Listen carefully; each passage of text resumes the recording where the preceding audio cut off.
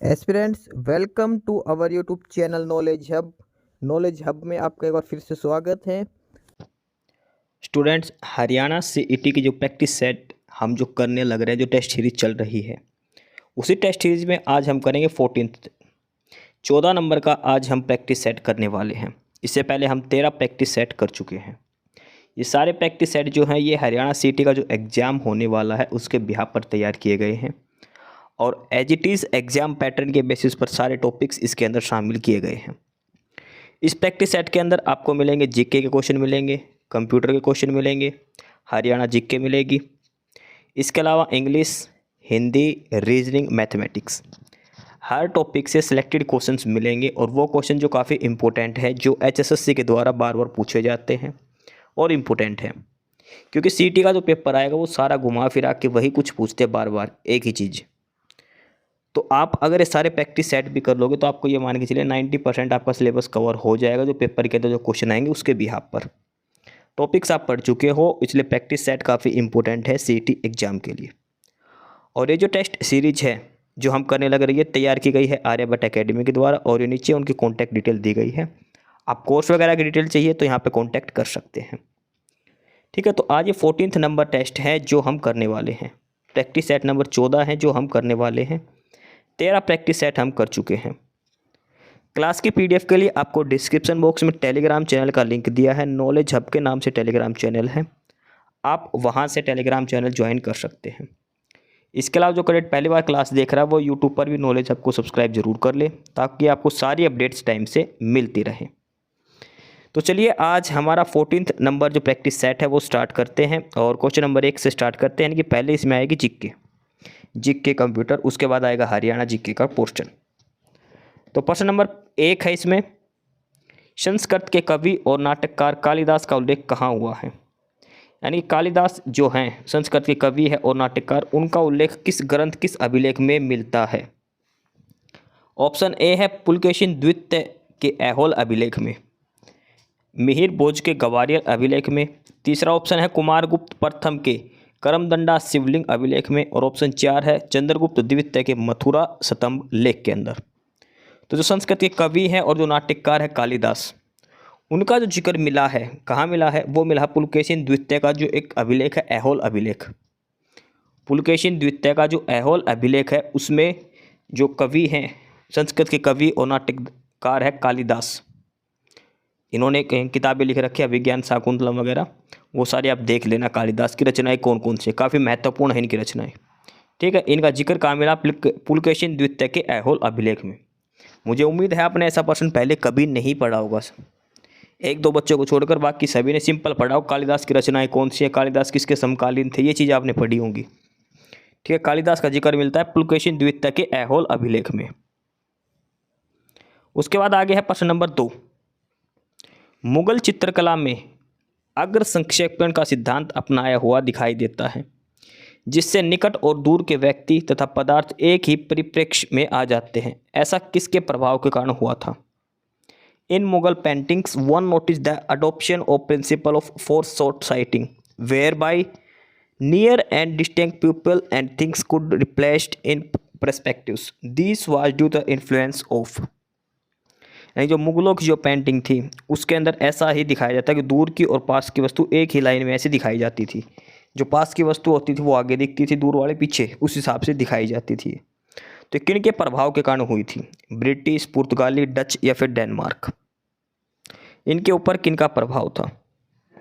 ठीक है, ये 4 ऑप्शन आपको दिए गए हैं। अगर मुगल काल में पेंटिंग का जिक्र आए तो एक नाम जरूर याद रखना, और वो नाम है जहांगीर का। मुगल काल में अगर पेंटिंग का कहीं जिक्र आए तो सबसे टॉप पर है जहांगीर।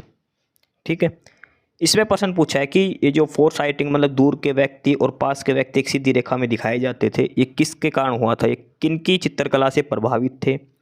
तो ये प्रभावित थे पुर्तगाली लोगों से। पुर्तगाली चित्रकला से जो मुगल थे वो प्रभावित थे। सबसे ज़्यादा असर जो मुगलों की पेंटिंग पर पड़ा है वो पड़ा है पर्शियन लोगों का। पर्शियन लोगों की जो पेंटिंग है उसका सबसे ज़्यादा असर देखा गया था मुगलों की पेंटिंग पर, ये ध्यान रखना। लेकिन जो फोर शॉर्ट साइटनिंग दे रखा है, यानी कि दूर की वस्तु पास दिखाने का, इस पर असर हुआ था पुर्तगाली पेंटिंग का। ठीक है। और जो मुग़ल की पेंटिंग थी, इन पर यूरोपियंस का काफ़ी प्रभाव रहा है। सबसे इम्पोर्टेंट कौन है इसमें, वो है मिस्किन। मिस्किन एक पेंटर था मुग़ल शासनकाल में, जिस पर सबसे ज़्यादा जो यूरोपियन जो लोगों की जो पेंटिंग का असर देखा गया है। सबसे ज़्यादा जो यूरोपियन लोग थे जिनकी पेंटिंग थी, उसका प्रभाव सबसे ज़्यादा पड़ा मिस्किन के ऊपर। मिस्किन एक पेंटर था मुग़ल शासनकाल के अंदर, ठीक है। तो इस प्रश्न का उत्तर हो जाएगा पुर्तगाल। अगर वैसे पूछे कि सबसे ज़्यादा किस देश का प्रभाव पड़ा, किसकी पेंटिंग का प्रभाव पड़ा है, वो पड़ा पर्शियन का। पर्शियन लोगों का यानी कि ईरानी लोगों का सबसे अधिक प्रभाव पड़ा है मुग़लों की पेंटिंग पर। प्रश्न नंबर 3 है और इसमें यह मिलान करना है सूची 1 और 2, यानी कि कौन सा विद्रोह कब हुआ था, ये इसके अंदर मिलान करना है। सबसे पहला है रंपा विद्रोह। रंपा विद्रोह था 1879-1880 के अंदर। रंपा विद्रोह हुआ था 1879 से लेकर 1880 के बीच में। उसके बाद अगला है पावना विद्रोह, और पावना विद्रोह जो हुआ था वो हुआ था 1873 से लेकर 1876 तक। पावना किसान विद्रोह था ये, पावना किसान विद्रोह 1873 से लेकर 1876 तक। बंगाल जो नील का विद्रोह हुआ था, नील की खेती के लिए, बंगाल नील विद्रोह बोलते हैं इसको, ये हुआ था 1859 से लेकर 1860 के बीच में। बंगाल नील विद्रोह 1859 से लेकर 1860 तक। पावना किसान विद्रोह 1873 से 1876 तक। और जैंतिया जो विद्रोह 1860 से 1863 में, जैंतिया विद्रोह ये हुए थे नॉर्थ ईस्ट की साइड। जैंतिया विद्रोह हुआ था 1860 से 1863 में। काफ़ी महत्वपूर्ण है, चारों विद्रोह आपको याद रखना है। रंपा विद्रोह 1879 से 80, पावना किसान विद्रोह 1873 से 76, बंगाल नील विद्रोह 1859 से 60 और जैंतिया विद्रोह 1860 से 1863 के बीच में। ये 4 विद्रोह हुए थे, काफ़ी इंपॉर्टेंट है, चारों आपको नाम याद रखने हैं कौन सा किस डेट में हुआ था। प्रश्न नंबर 4 है और ये पॉलिटी से है, काफ़ी अच्छा प्रश्न है, और पढ़ के देखना। स्टेटमेंट लंबी है लेकिन आपको थोड़ा सा समझना ही है। भारत में भाषण और अभिव्यक्ति की स्वतंत्रता का अधिकार निम्नलिखित आधार पर यानी कि एक अधिकार जो दिए गए मौलिक अधिकार में स्वतंत्रता का अधिकार जो है उसमें है कि भाषा और अभिव्यक्ति की स्वतंत्रता। उसमें क्या मतलब है, नंबर 1, भारत की संप्रभुता और अखंडता के आधार निर्बाधित है। न्यायालय की अवमानना, विदेशी राज्यों के साथ मैत्रीपूर्ण संबंध, और चौथा अल्पसंख्यकों की सुरक्षा। जो अधिकार है भाषण और अभिव्यक्ति की स्वतंत्रता का अधिकार, उसमें कौन कौन से आधार पर प्रतिबंध है, ठीक है। जो भाषण और अभिव्यक्ति की जो स्वतंत्रता है उसमें कौन कौन से ऐसे पॉइंट है जो प्रतिबंध किए गए, किस आधार पर यह अधिकार वंचित कर लिया जाएगा। भाषण और अभिव्यक्ति की जो स्वतंत्रता कब प्रतिबंध होगी। पहला ऑप्शन है, पहली चीज़ दे रखी कि भारत की संप्रभुता और अखंडता, यानी कि भारत की प्रभुता और अखंडता के आधार पर निर्बाधित है। दूसरी स्टेटमेंट है कि न्यायालय की अवमानना, यानी कि न्यायालय की अवमानना के आधार पर निर्बाधित है। तीसरा है कि विदेशी राज्यों के साथ महत्वपूर्ण संबंध, विदेशी राज्यों के साथ महत्वपूर्ण संबंधों के आधार पर निर्बाधित है। चौथा अल्पसंख्यकों की सुरक्षा, अल्पसंख्यकों के संरक्षण के आधार पर निर्बाधित है। आपको बताना कि इसमें से कौन से कुट का प्रयोग सही है, कौन सा ऑप्शन इसमें सही दिया है। देखो, freedom of speech and expression, ये किस बिहाफ पर इनको रेस्ट्रिक्शन किया जाता है। ये जो का अधिकार है हमारा भाषा और विचारों के अभिव्यक्ति का अधिकार, इस पर रेस्ट्रिक्शन कब कब लगता है। तो पहला तो जब लगेगा जब भारत की एकता और अखंडता की बात आएगी, बिल्कुल सही बात है, तब तो प्रतिबंध लगना ही लगना है। दूसरा था कंटेम्प्ट ऑफ कोर्ट, यानी कि जो न्यायालय की जो अवमानना करोगे तब भी लगेगा, ये भी स्टेटमेंट सही दी है इसमें। भाई जो कोर्ट ने ऑर्डर दे दिया, कोर्ट की जो आदेशों का पालन ना करना, तब विचार और अभिव्यक्ति की स्वतंत्रता पर प्रतिबंध लगाया जाएगा। तीसरा है friendly relation with foreign state, विदेशी राज्यों के साथ मैत्रीपूर्ण व्यवहार। और चौथा है प्रोटेक्शन ऑफ माइनॉरिटीज। तो प्रोटेक्शन ऑफ माइनॉरिटीज का इससे कोई लेना देना नहीं है। गरीबों के हितों के लिए इसमें अभिव्यक्ति की सुरक्षा का अधिकार कोई वो नहीं है। लेकिन अगर आप विदेशी राज्यों के साथ अगर महत्वपूर्ण संबंध स्थापित करते हैं तो आपको अभिव्यक्ति की सुरक्षा, यानी कि जो अपने विचार और जो भाषा और विचारों के जो आपको जो दिए गए हैं, राइट्स दिए गए हैं, उनका ध्यान रखना जरूरी है। पहला, दूसरा और तीसरा जो स्टेटमेंट जो दी गई है, इन तीनों पर प्रतिबंध जरूरी लगता है। ये जो अधिकार है ना, भाषण और अभिव्यक्ति के अधिकार, ये जो 3 स्टेटमेंट दी है इन पर लगता है। नंबर 1, भारत की संप्रभुता और अखंडता का केस हो जब लगेगा, कोर्ट के आदेश नहीं मानोगे तब आप पे प्रतिबंध लगेगा, और अगर विदेशी राज्यों के साथ मैत्रीपूर्ण संबंध करोगे तो उस समय भी भाषण और अभिव्यक्ति की स्वतंत्रता का ध्यान रखना पड़ेगा। ठीक है, 1, 2, 3 तीनों ही केस में लगेगा। प्रश्न नंबर 5 दिया है, ये इधर एल्यूमिनियम कंपनी है और ये कहाँ कहाँ पर है ये आपको बताना है।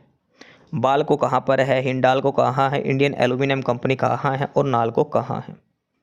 बाल्को होती है भारत एल्यूमिनियम कंपनी, और ये बाल्को कहाँ पर है, बाल्को है कोरबा, और कोरबा कहाँ पर है, छत्तीसगढ़ के अंदर। हिंडाल्को यानी कि हिंदुस्तान एल्यूमिनियम कंपनी, हिंडाल्को, और हिंडाल्को कहाँ है, रणकूट, ये उत्तर प्रदेश के अंदर है। इंडियन एल्यूमिनियम कंपनी की बात करें तो ये है हीराकुंड में, हीराकुंड छत्तीसगढ़ के अंदर, उड़ीसा के अंदर हीराकुंड।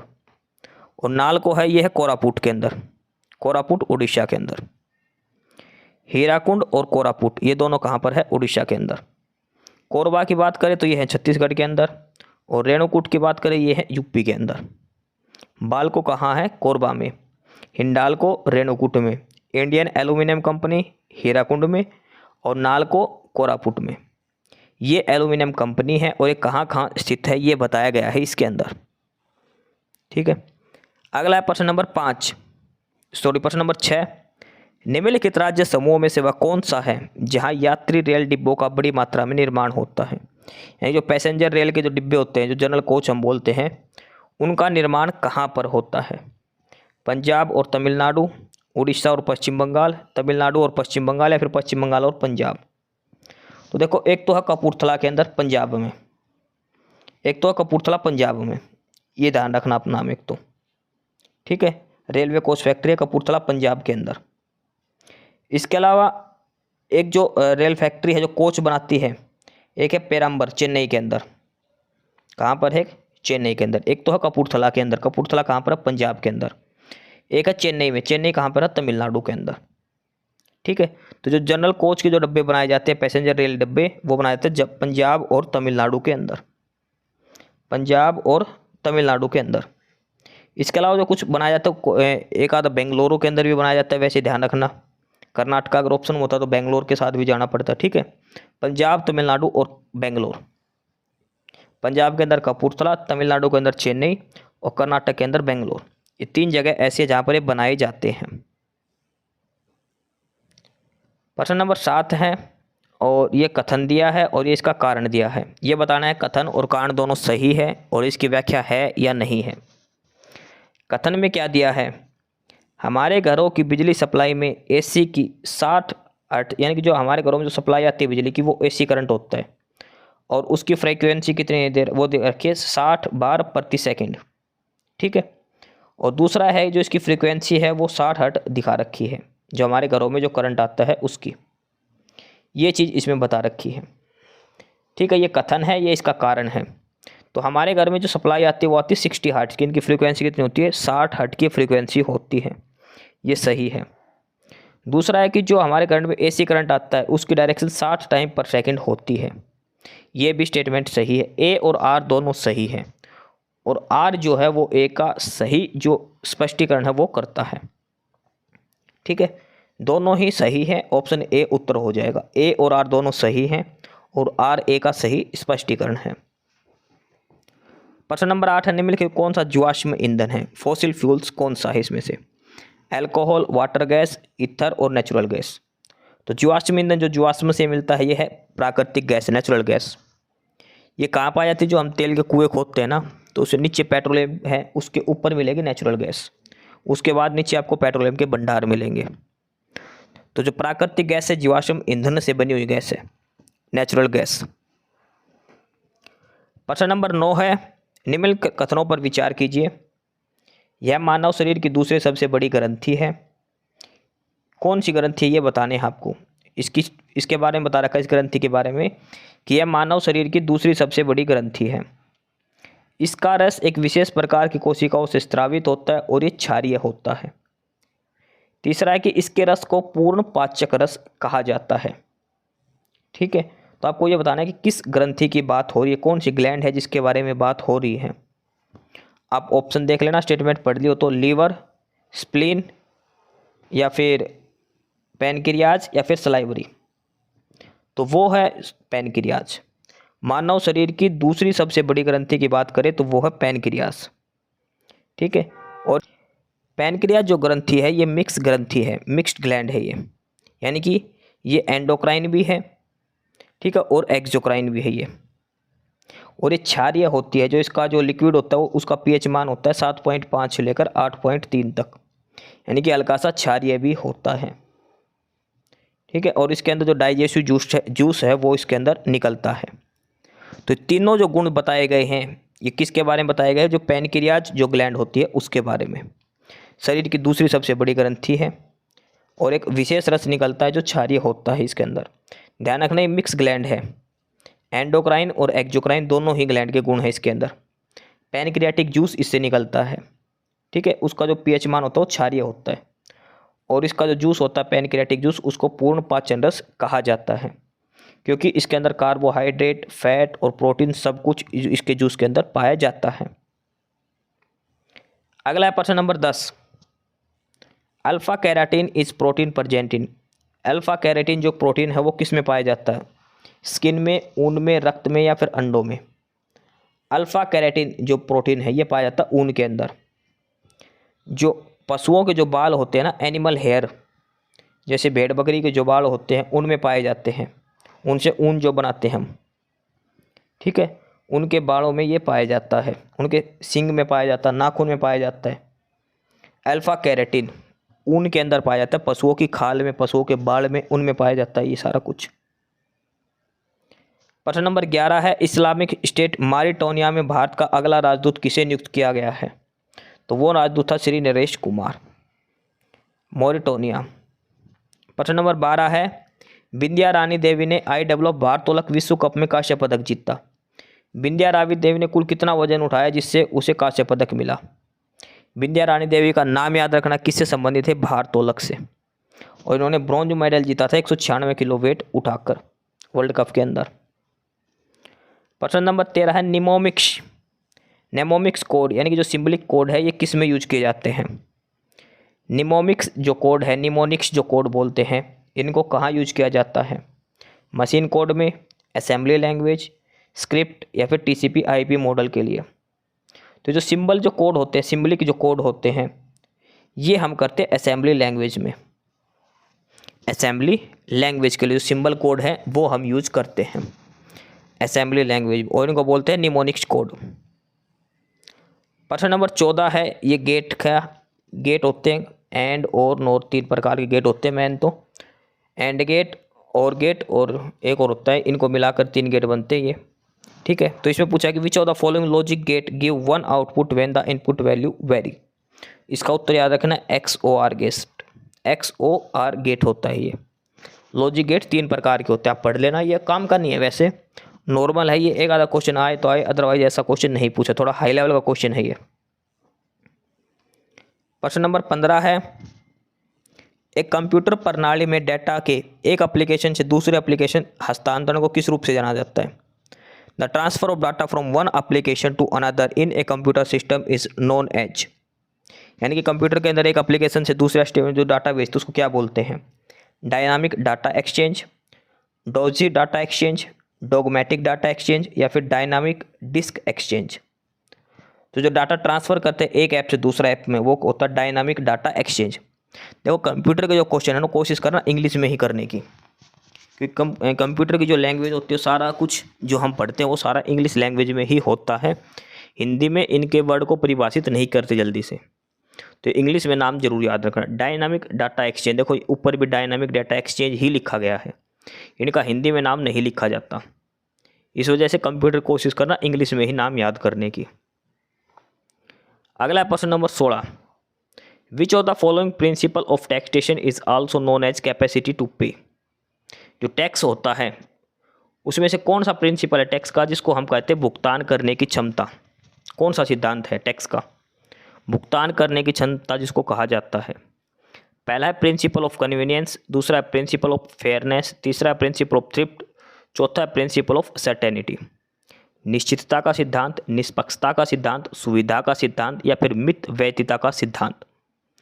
तो वो होता है निष्पक्षता का सिद्धांत, प्रिंसिपल ऑफ फेयरनेस, भुगतान करने की क्षमता। प्रश्न नंबर 17 दिया है, भारतीय जनगणना 2011 के अनुसार किस राज्य का जनसंख्या घनत्व न्यूनतम है? सबसे कम जो पॉपुलेशन इंडेक्स है, मोस्ट इंपोर्टेंट प्रश्न लगा के चलना, जनसंख्या घनत्व किस राज्य का सबसे कम है? और ये आएगा 2011 की जनगणना के हिसाब से, क्योंकि उसके बाद कोई जनगणना नहीं हुई है। तो सबसे कम अगर जनसंख्या घनत्व पूछा जाए तो वो है अरुणाचल प्रदेश का। सबसे कम जनसंख्या घनत्व पूछा जाए तो वो अरुणाचल प्रदेश का है, और सबसे ज़्यादा अगर पूछा जाए तो वो कहाँ है? बिहार के अंदर। जनसंख्या घनत्व की बात हो रही, पॉपुलेशन डेंसिटी की बात हो रही है, अरुणाचल प्रदेश में सबसे कम है। सबसे हाईएस्ट अगर सेक्स रेशियो पूछे तो वो है केरल के अंदर, जो लिंग अनुपात बोलते हैं केरल के अंदर। और सबसे कम बात करें तो वो किसके अंदर था? हरियाणा के अंदर था। ठीक है। सबसे अधिक जनसंख्या वो है यूपी के अंदर। सबसे कम कहाँ पर है? सिक्किम के अंदर जनसंख्या। सबसे कम जनसंख्या कहाँ है? सिक्किम के अंदर। लेकिन पॉपुलेशन डेंसिटी की बात करें, लोगों का घनत्व की बात करें, तो वो सबसे कम कहाँ पर है? अरुणाचल प्रदेश के अंदर। ऑप्शन डी उत्तर हो जाएगा। प्रश्न नंबर 18 है, बारालाचा दर्रा कहाँ पर है? बारालाचा दर्रा कहाँ पर है? पश्चिम बंगाल, केरला, तमिलनाडु या फिर हिमाचल प्रदेश? तो बारालाचा दर्रा कहाँ पर है? यह है हिमाचल प्रदेश के अंदर। बारालाचा दर्रा हिमाचल प्रदेश के अंदर है। ये हमारे 18 प्रश्न हो गए जीके के, कंप्यूटर के, साइंस वगैरह के। प्रश्न नंबर 19, और यहाँ से हमारी हरियाणा जीके शुरू होती है। प्रश्न नंबर 19 से हरियाणा जीके यहाँ से स्टार्ट होती है। अब 20 से 22 क्वेश्चन हम हरियाणा जीके करने वाले हैं इसमें। अब आगे है प्रश्न नंबर 19, और यहाँ से शुरू होती है हरियाणा जीके। प्रश्न नंबर 19 से आगे अब ये हरियाणा जीके के प्रश्न हम देखने वाले हैं। प्रश्न नंबर 19 दिया है कि किस वर्ष में हरियाणा राज्य की स्थापना हुई थी? 1965, 1960, 1954 या 1966? यानी कि हरियाणा पंजाब से अलग कब हुआ था? हरियाणा राज्य की स्थापना कब हुई थी? तो हरियाणा की स्थापना कब हुई थी? 1 नवंबर 1966 को। 1 नवंबर 1966 को। ठीक है। प्रश्न नंबर 20 है, वैदिक काल के अनुसार हरियाणा को पौराणिक किस वंश की मातृभूमि का इतिहास कहा जाता है? यानी कि हरियाणा किस वंश की मातृभूमि का इतिहास था? मुगल की, स्लेव्स की यानी कि दास प्रथा की, निजाम की या फिर भरत की? तो हरियाणा जो माना तो भरत वंश की राजधानी माना जाता, राजा भरत यहाँ पे थे। ठीक है। इसलिए हरियाणा को पौराणिक भरत वंश की राजधानी माना जाता है, उनका इससे संबंध माना जाता है हरियाणा से। उसके बाद है प्रश्न नंबर 21, हरियाणा के किस जिले में सरसों सबसे ज़्यादा होती है? सरसों सबसे ज़्यादा हरियाणा के किस जिले में होती है? भिवानी, रेवाड़ी, सिरसा या फिर हिसार? तो अगर हरियाणा में बात करें सरसों तो सबसे ज़्यादा कहाँ पर होती है? रेवाड़ी डिस्ट्रिक्ट में हरियाणा में सबसे ज़्यादा सरसों होती है, रेवाड़ी डिस्ट्रिक्ट में। प्रश्न नंबर 22 दिया है, उन विकल्प का चयन करें जो काल क्रम के अनुसार हरियाणा के पूर्व राज्यपाल के नाम को दर्शाता है। यानी कि सबसे पहले कौन गवर्नर था, उसके बाद कौन बना था, उसके बाद कौन बना था। इसमें 4 नाम दिए हैं, AR किदवई, महावीर प्रसाद, बाबू परमानंद और जगन्नाथ पहाड़िया। अगर हम बात करते हैं AR किदवई की, AR किदवई और इसका पूरा नाम था अखलोर रहमान किदवई, मुस्लिम गवर्नर था, ध्यान रखना। AR किदवई, इसका नाम था अखलोर रहमान किदवई, और ये जब गवर्नर बने थे हरियाणा के, ये बने थे 2004 के अंदर। AR किदवई 2004 में। महावीर प्रसाद की अगर हम बात करें तो महावीर प्रसाद ये गवर्नर थे हरियाणा के 1995 के अंदर। 1995 से 2000 तक का इनका टाइम था। उसके बाद इनके बाद जस्ट अगले बने थे बाबू परमानंद, इनके हटते ही बने थे बाबू परमानंद। ठीक है। और जगन्नाथ पहाड़िया, इनकी बात करूँ तो ये हरियाणा के गवर्नर थे 2009 में। 2009 में AR किदवई 2004 में, महावीर प्रसाद 1995 में, बाबू परमानंद 2000 और जगन्नाथ पहाड़िया 2009 में। ये इनका कालक्रम है राज्यपालों का। सबसे पहला बना था महावीर प्रसाद, दूसरे पर बने थे बाबू परमानंद, तीसरे पर AR किदवई, चौथे पर जगन्नाथ पहाड़िया। अगर बात करें कि हरियाणा का सबसे पहला राज्यपाल कौन था, सबसे पहला गवर्नर कौन था हरियाणा का, हरियाणा का सबसे पहला गवर्नर कौन था, यह आपको सोच लेना है। ठीक है। और हरियाणा का जो सबसे पहले गवर्नर थे वो थे चौधरी धर्मवीर। वर्तमान में हरियाणा के गवर्नर कौन है? बंडारू दत्तात्रेय। कब बने थे? 2021 में। 2021 से हरियाणा के गवर्नर है बंडारू दत्तात्रेय, 2021 से। ठीक है, फिलहाल हरियाणा के गवर्नर है बंडारू दत्तात्रेय। अगला है प्रश्न नंबर 23। जसवंत सिंह तोहनवी ने हरियाणा खालिस्तान में अंशदान दिया। जसवंत सिंह तोहनवी किस चीज़ से संबंधित है? ये हरियाणा के हैं और ये क्या करते हैं? काव्य राइटर है, खेलकूद, रंगमंच या फिर पॉलिटिक्स करते हैं। जसवंत सिंह तोहनवी, और इनका संबंध है स्टेज से, रंगमंच से। ये नाटक वगैरह करते हैं, स्टेज परफॉर्मेंस करते हैं ये। ऑप्शन सी इसका उत्तर है। प्रश्न नंबर 24 दिया है, किस राज्य हरियाणा के किस शहर को बॉक्सिंग का पावर हाउस कहा जाता है? Power house of boxing Haryana के किस डिस्ट्रिक्ट को कहा जाता है? रोहतक, भिवानी, हिसार या फिर रेवाड़ी? तो बॉक्सिंग का जो पावर हाउस कहा जाता है वो हरियाणा को भिवानी डिस्ट्रिक्ट को कहा जाता है। मिनी क्यूबा भी कहा जाता है भिवानी को।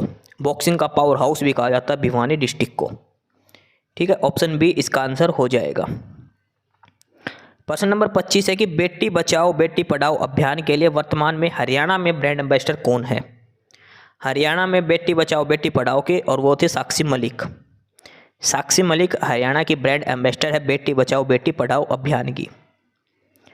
प्रश्न नंबर 26 है, और ये 4 इंस्टीट्यूट के नाम दिए हैं ABCD करके। उसके बाद 1 2 3 4 ये दिए हैं कि कौन सा इंस्टीट्यूट कहाँ पर स्थित है, ये आपको बताना है। कौन सा इंस्टीट्यूट कहाँ पर स्थित है? इनके नाम इंग्लिश में सही रहेंगे आप। ठीक है, इनके नाम आप इंग्लिश में ज़रूर देख लें, वो आपके लिए सबसे सही रहेगा। जैसे सबसे पहले बात करें national institute of food technology. National institute of food technology, और ये है कुंडली के अंदर। कहाँ पर है? कुंडली के अंदर। ठीक है, इसके बाद है Indian institute of corporate affairs, और ये कहाँ पर है? IMT मानेसर के अंदर। Indian institute of corporate affairs, ये है IMT मानेसर के अंदर। यानी कि पहले का 4, दूसरे का 3, ऑप्शन डी के साथ है। ठीक है, अगला है state film and television institute, ये है रोहतक के अंदर, आपको पता भी होगा। जो राज्य फिल्म और जो बोर्ड है ये कहाँ पर है? रोहतक के अंदर। Central institute of plastic engineering and technology, ये कहाँ पर है? मूर्थल के अंदर। मूर्थल के अंदर है central institute of plastic engineering and technology. ये 4 इंस्टीट्यूट आपको बताने थे। State film and television institute, ये है रोहतक के अंदर। प्लास्टिक इंजीनियरिंग टेक्नोलॉजी इंस्टीट्यूट, ये है मूर्थल के अंदर। ठीक है, और ये है national institute of food technology, ये है कुंडली के अंदर। Indian institute of corporate affairs, ये है IMT मानेसर के अंदर। प्रश्न नंबर 27 है, हरियाणा के किस जिले में सबसे अधिक विधानसभा क्षेत्र हैं? विधानसभा होती है तहसील के हिसाब से, तो यानी कि किस जिले में सबसे अधिक तहसील है? फरीदाबाद, सिरसा, हिसार, सोनीपत। इन चारों में सबसे ज़्यादा तहसीलें हैं आपस में, लेकिन सबसे ज़्यादा इनकी बात करें तो वो है हिसार के अंदर। सबसे अधिक विधानसभा क्षेत्र है हिसार के अंदर, कितने हैं? 7। फरीदाबाद की बात करें तो फरीदाबाद में कितने विधानसभा क्षेत्र हैं? 6 हैं। सोनीपत में भी 6 हैं, ये ध्यान रखना। लेकिन सिरसा के अंदर कितने हैं? 5 हैं। ये विधानसभा क्षेत्र है हरियाणा के अलग अलग जिलों में। सबसे अधिक है हिसार के अंदर, 7 विधानसभा क्षेत्र है हिसार डिस्ट्रिक्ट के अंदर। सोनीपत और फरीदाबाद में 6 हैं। सिरसा के अंदर 5 विधानसभा क्षेत्र हैं। ये ध्यान रखना आप सभी की अलग अलग। सबसे अधिक पूछता है, सबसे अधिक किसके अंदर है? हिसार डिस्ट्रिक्ट के अंदर। सबसे कम है पंचकुला के अंदर। प्रश्न नंबर 28 है कि बनवाली किस जिले में है जहां सिंधु घाटी सभ्यता के साक्ष्य पाए गए हैं? बनवाली जगह है जो सिंधु घाटी सभ्यता से संबंधित है, तो ये हरियाणा के किस जिले में है? करनाल में, रेवाड़ी में, फतेहाबाद या फिर कुरुक्षेत्र के अंदर? तो बनवाली जो जगह है ये हरियाणा के फतेहाबाद डिस्ट्रिक्ट के अंदर है। बनवाली फतेहाबाद डिस्ट्रिक्ट में है, और ये जो सिंधु घाटी सभ्यता है उससे इसका संबंध है। प्रश्न नंबर 29 दिया है कि जूई नहर द्वारा किस जिले में सिंचाई की जाती है? अगर आपको ये पता है कि जूई कहाँ पर है तो आप बता सकते हैं। जूई नहर, और ये कहाँ पर है? भिवानी डिस्ट्रिक्ट के अंदर। जूई नहर कहाँ पर है? भिवानी डिस्ट्रिक्ट के अंदर। अच्छा, जूई जो नहर है, जूई एक शहर है भिवानी डिस्ट्रिक्ट में, इसलिए इसका नाम जूई नहर रखा गया है। और यहाँ पर एक जगह का नाम है कैरू। कैरू के अंदर एक प्रजनन केंद्र है। किस पक्षी या पशु का प्रजनन केंद्र कैरू के अंदर है?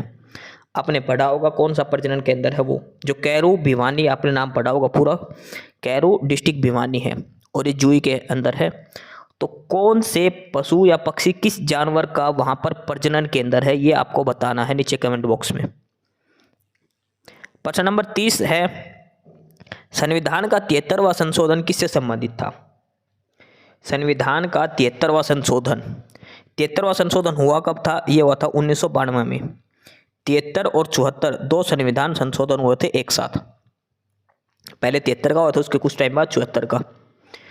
73 का संविधान संशोधन किससे संबंधित था? ये था पंचायती राज से संबंधित।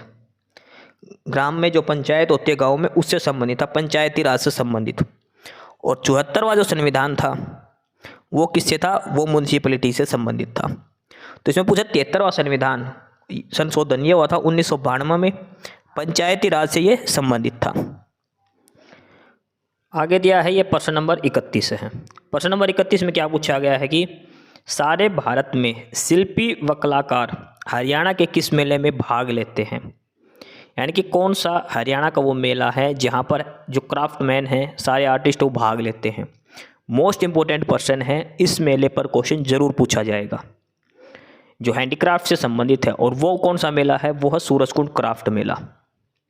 सूरजकुंड क्राफ्ट मेला है ये। कहाँ पर लगता है? किस डिस्ट्रिक्ट के अंदर है? ये है फरीदाबाद के अंदर। सूरजकुंड क्राफ्ट मेला कहाँ पर लगता है? फरीदाबाद के अंदर। कौन सा महीने में लगता है? फरवरी महीने में।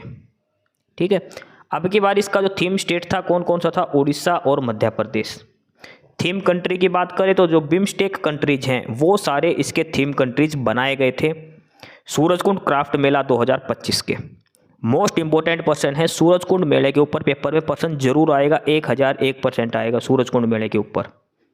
सूरजकुंड मेला हो गया, हरियाणा का नया मंत्रिमंडल हो गया, गीता जयंती महोत्सव हो गया। कुछ ऐसे सिलेक्टेड टॉपिक है जिनसे प्रश्न आएगा ही आएगा पेपर के अंदर। ठीक है, तो ये जरूर करके जाना, सूरजकुंड क्राफ्ट मेला देखकर जरूर जाना। खासकर 2024 और 2025 के जो थीम स्टेट और थीम कंट्री जो थे, सहयोगी राज्य, सहयोगी देश, जो पार्टनर कंट्री, पार्टनर स्टेट बोलते हैं, वो जरूर देखकर जाना। मोस्ट इंपॉर्टेंट है सूरजकुंड मेला। प्रश्न नंबर 32 है, युद्ध सेवा मेडल प्राप्त करने वाले सैनिकों को नगद राशि, वार्षिक मेहनताना और भूमि के बदले नगद राशि देने की स्कीम 1988 में बंद कर दी गई थी, लेकिन इसे बंसीलाल सरकार द्वारा दोबारा चालू कर दिया गया था। कब चालू किया गया था? युद्ध में जो शहीद हो जाते थे जो सैनिक, उनको दिया जाता था उसके बाद। ठीक है, ये 1988 में बंद कर दिया गया था, लेकिन बंसीलाल सरकार द्वारा इसे दोबारा से चालू किया गया था। कब किया गया था ये? तो ये जो शुरू किया गया था दोबारा से, जो नगद राशि का जो इनाम जो दिया जाता था सैनिकों को, ये दिया जाता शुरू करा था अप्रैल 1997 से। 1988 में ये बंद कर दिया गया था। लगभग 9 साल 10 साल बाद अप्रैल 1997 से बंसीलाल सरकार ने इसको दोबारा से शुरू करवाया था। बंसीलाल सरकार ने करा था। प्रश्न नंबर 33 है, जनसंख्या 2011 के अनुसार हरियाणा जनसंख्या की दशकीय वृद्धि कितनी है? यानी कि 10 साल के हिसाब से 2001 से लेकर 2010 तक, 2011 तक हरियाणा की जनसंख्या कितनी दशक बढ़ी है? जनगणना 2011 के ही आंकड़े आएंगे, नई जनगणना नहीं हुई है, ये ध्यान रखना। तो हरियाणा की दशकीय जो वृद्धि है वो है 19.90 19.90%। ये दशकीय वृद्धि है हरियाणा की जनगणना जनसंख्या में 19.90। प्रश्न नंबर 34 है, अमर काव्य महाभारत में वार्षिक नरकातारी तीर्थ किस नदी पर है? महाभारत के अंदर आपने एक तीर्थ का नाम सुना होगा, नरकातारी तीर्थ। ये किस नदी के किनारे पर है? नरकातारी तीर्थ। नरकातारी का दूसरा नाम था अनरका। किस नदी पर है? व्यास, सतलुज, यमुना या फिर सरस्वती नदी। तो नरकातारी जो तीर्थ है ये कहाँ पर था? सरस्वती नदी के किनारे। किस डिस्ट्रिक्ट के अंदर है ये? कुरुक्षेत्र के अंदर है नरकातारी तीर्थ, सरस्वती नदी के किनारे पर है ये। प्रश्न नंबर 35 है, किस एक पारंपरिक पंजाबी मौखिक कथा वर्णन है जो दक्षिण एशिया में अरब प्रायद्वीप के प्रवासियों द्वारा आई है? एक पंजाबी मौखिक कथा वर्णन है जो दक्षिण एशिया में आई है अरब साइड के देशों से। रासलीला, गुग्गा, कटक या फिर किस्सा। तो ये जो प्रक्रिया है ये है किस्सा। ये अरब देशों से दक्षिण एशिया में आई है। एक पंजाबी जो कहानी वर्णन की चीज़ होती है, जो हम किसी को कथा सुनाते हैं कि क्या बोलते हैं, किस्सा सुनाना किसी को। ठीक है, तो ऐसे भी आप याद रख सकते हो, किस्सा होता है वो। इस प्रश्न नंबर 36 है कि हरियाणा पूर्व में खालिस्तान से घिरा है, यानी कि हरियाणा के पूर्व में कौन सा राज्य है? मध्य प्रदेश, इंदौर, घग्गर या फिर उत्तर प्रदेश? तो वो है उत्तर प्रदेश, उत्तर प्रदेश से। और पूर्व में, हरियाणा के पूर्व में एक नदी आए, तो ये नदी का नाम कौन सा है? यमुना नदी। यमुना नदी हरियाणा के पूर्व में बहती है, ये ध्यान रखना। प्रश्न नंबर 37 है सतकुंभा मेला किस जिले में लगता है? सतकुंभा मेला किस जिले में लगता है? पिंजौर, कुरुक्षेत्र, बिलासपुर या फिर सोनीपत? तो ये लगता है सोनीपत डिस्ट्रिक्ट के अंदर। सतकुंभा मेला हरियाणा के सोनीपत डिस्ट्रिक्ट में लगता है। प्रश्न नंबर 38 है कि हरियाणा की सीमा किस राज्य की सीमा से नहीं लगी हुई? यानी कि 4 ऑप्शन दे रखे, 4 स्टेट दे रखे हैं। 3 राज्यों के साथ हरियाणा की सीमा लगती है, एक के साथ नहीं लगती। हरियाणा दिल्ली के साथ भी बाउंड्री बनाता है, उत्तर प्रदेश के साथ भी, पंजाब के साथ भी, गुजरात के साथ नहीं बनाता। इसके अलावा किसके साथ बनाता है? हिमाचल प्रदेश, राजस्थान, उत्तराखंड और चंडीगढ़। इन सभी राज्य और केंद्र शासित प्रदेशों से हरियाणा अपनी सीमा साझा करता है। ठीक है, राजस्थान, हिमाचल प्रदेश, उत्तराखंड, उत्तर प्रदेश, पंजाब, दिल्ली और चंडीगढ़, इन सभी राज्य और केंद्र शासित प्रदेशों के साथ हरियाणा अपनी सीमा साझा करता है। सवाल नंबर 39 है गुड़गांव का गठन कब हुआ था? जो वर्तमान में जिसे गुरुग्राम बोलते हैं। तो गुरुग्राम उन 7 जिलों में से हैं, जब हरियाणा बना था तब इनका गठन हुआ था। 1 नवंबर 1966 को जब हरियाणा बना तो उसमें 7 जिले थे, उसमें एक जिला गुरुग्राम भी था। ठीक है, महेंद्रगढ़ भी एक जिला था, जींद भी था, गुरुग्राम भी उसमें ही था। ठीक है, जो 7 जिले हैं जो 1 नवंबर 1966 को जब हरियाणा बना तब थे, उनमें से एक जिले का नाम गुरुग्राम भी है। तो गुरुग्राम कब बना था? 1966 में। प्रश्न नंबर 40 दिया है कि हरियाणा में पहला ऑल इंडिया रेडियो कहाँ स्थापित किया गया? All India radio Rohtak, Hisar, Kurukshetra या फिर गुड़गांव? तो ऑल इंडिया रेडियो की स्थापना जो की गई थी वो की गई थी रोहतक के अंदर। रोहतक के अंदर कब की गई थी? ये 8 मई 1976 को। हरियाणा का पहला all India radio station Rohtak district में 1976 में, 8 मई 1976। जो हम सुनते हैं ना, ये आकाशवाणी का रोहतक के अंदर है, वो 8 मई 1976 को रोहतक में ऑल इंडिया रेडियो की स्थापना हुई थी हरियाणा के अंदर सबसे पहले।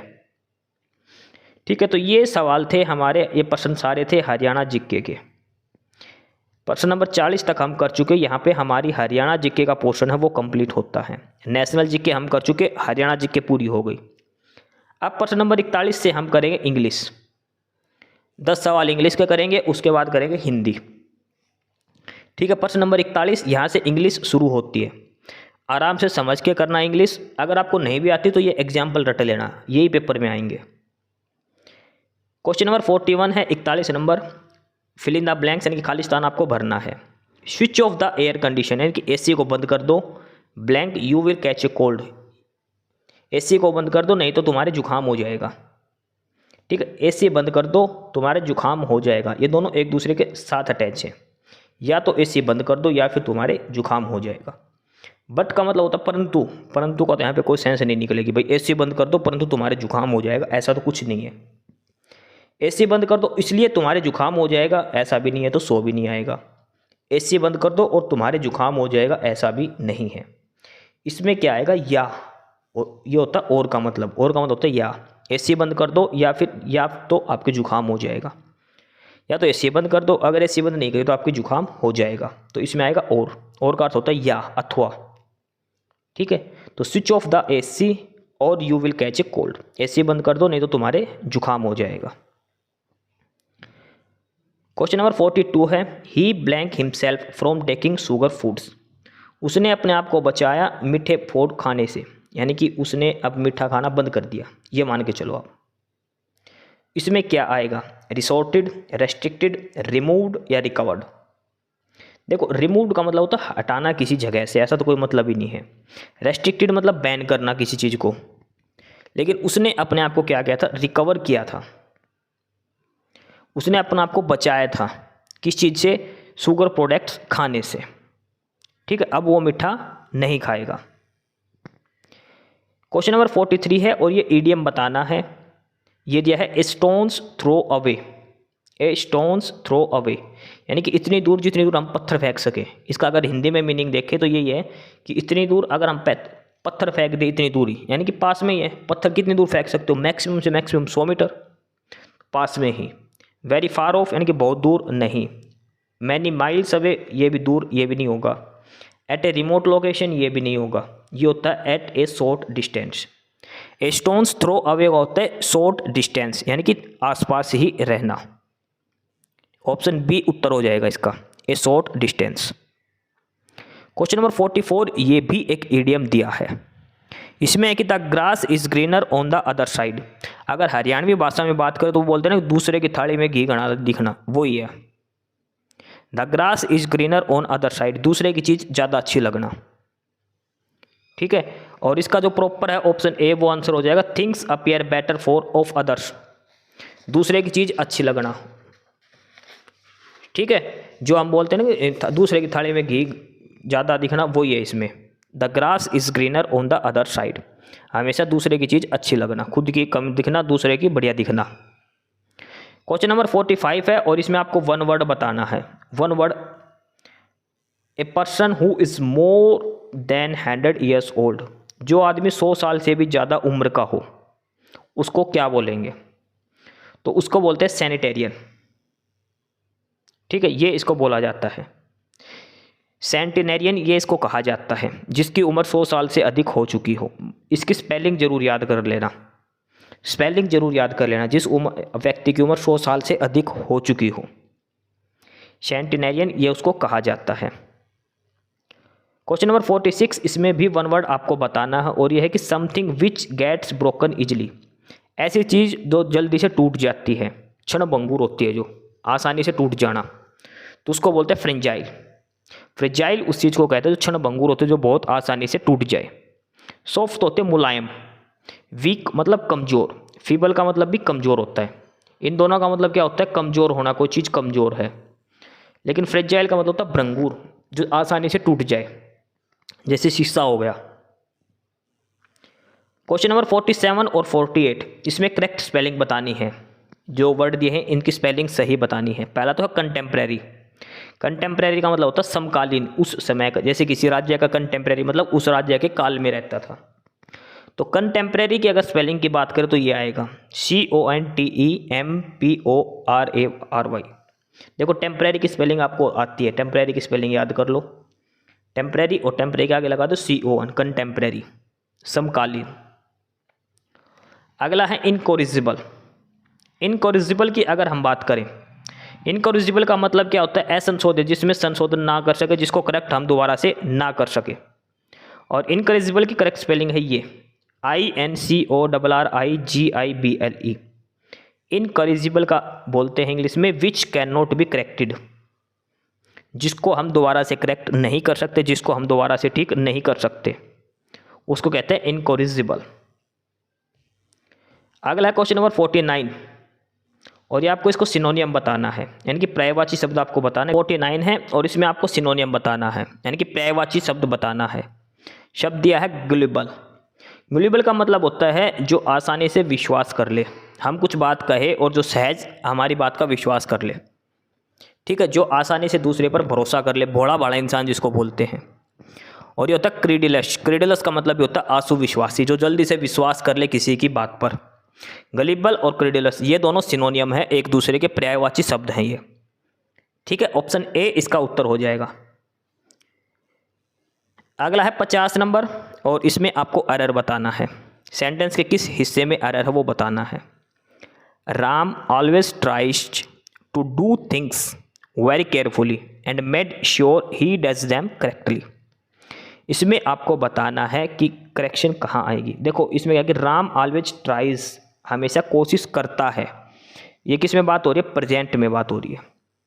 ठीक है, राम हमेशा कोई भी काम करो उसको आराम से करने की कोशिश करता है। And made sure he does them correctly, he does them do के साथ एस या ई एस लगा, ये भी प्रेजेंट है, तो यहाँ पर वर्ब की सेकंड फॉर्म नहीं आएगी। वर्ब की सेकंड फॉर्म तो पास्ट में आती है, पास्ट इंडेफिनेट में। यहाँ पे आएगी वर्ब की फर्स्ट फॉर्म मेक, और मेक के साथ क्या लगेगा, एस या ई एस। तो यहाँ पे राम है तो राम के साथ क्या लगेगा, एस, मेक्स। मेड की जगह क्या आएगा, मेक्स आएगा। Ram always tries to do things very carefully and makes sure he does them correctly. यानी कि ऑप्शन डी में गलती है, मेड की जगह क्या आएगा, मेक्स इसमें आएगा। क्वेश्चन नंबर 51 है, और इसमें भी ग्रामेटिकल एरर आपको बताना है किस पोर्शन में एरर है। If it were not for the old man we have not had anything to talk about. इसमें आपको बताना है एरर कहाँ है। देखो इसमें डबल नोट आ रखा है, if it were not for the old man we have not had anything to talk about. ठीक है, तो इसमें क्या आएगा, इसमें वी हैव नॉट नहीं आएगा, इसमें क्या आएगा, we would not have, we would not have. देखो वी के साथ पहले बात तो हैड नहीं आएगा, हैव आएगा, प्रेजेंट में बात होगी यहाँ पे। ठीक है, और हैव नॉट की जगह क्या आएगा, वुड नॉट आएगा इसमें, ये ध्यान रखना है। हैव नॉट हैड की जगह आएगा वुड नॉट हैव, क्योंकि पहली क्लोज में इफ़ दिया है, यहाँ पे इफ़ से बात हो रही, यदि अगर ऐसा होता, तो दूसरी कंडीशन में क्या होता, if I were you, if I were this, ऐसा ही सेंटेंस है ये। ठीक है, तो इसमें क्या आएगा, वुड प्लस वर्ब की फॉर्म आएगी। तो इसमें जो एरर है वो दिया यहाँ पर, हैव नॉट हैड, ये ऑप्शन ए में, इसकी जगह क्या आएगा, वुड नॉट हैव, ये इसमें करेक्शन होगी।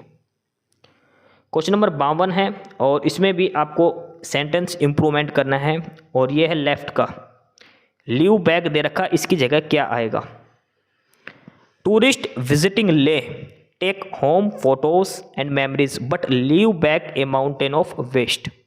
जो लद्दाख पे जो घूमने आते हैं वो घर पर फोटो और यादें लेकर जाते हैं, लेकिन माउंटेन के ऊपर अड़ंगा कचरा वो छोड़ जाते हैं। तो आपको ये बताना लीव बैक की जगह पर क्या आएगा। लीव बैक नहीं होता, वो होता लीव बिहाइंड, पीछे छोड़ जाना।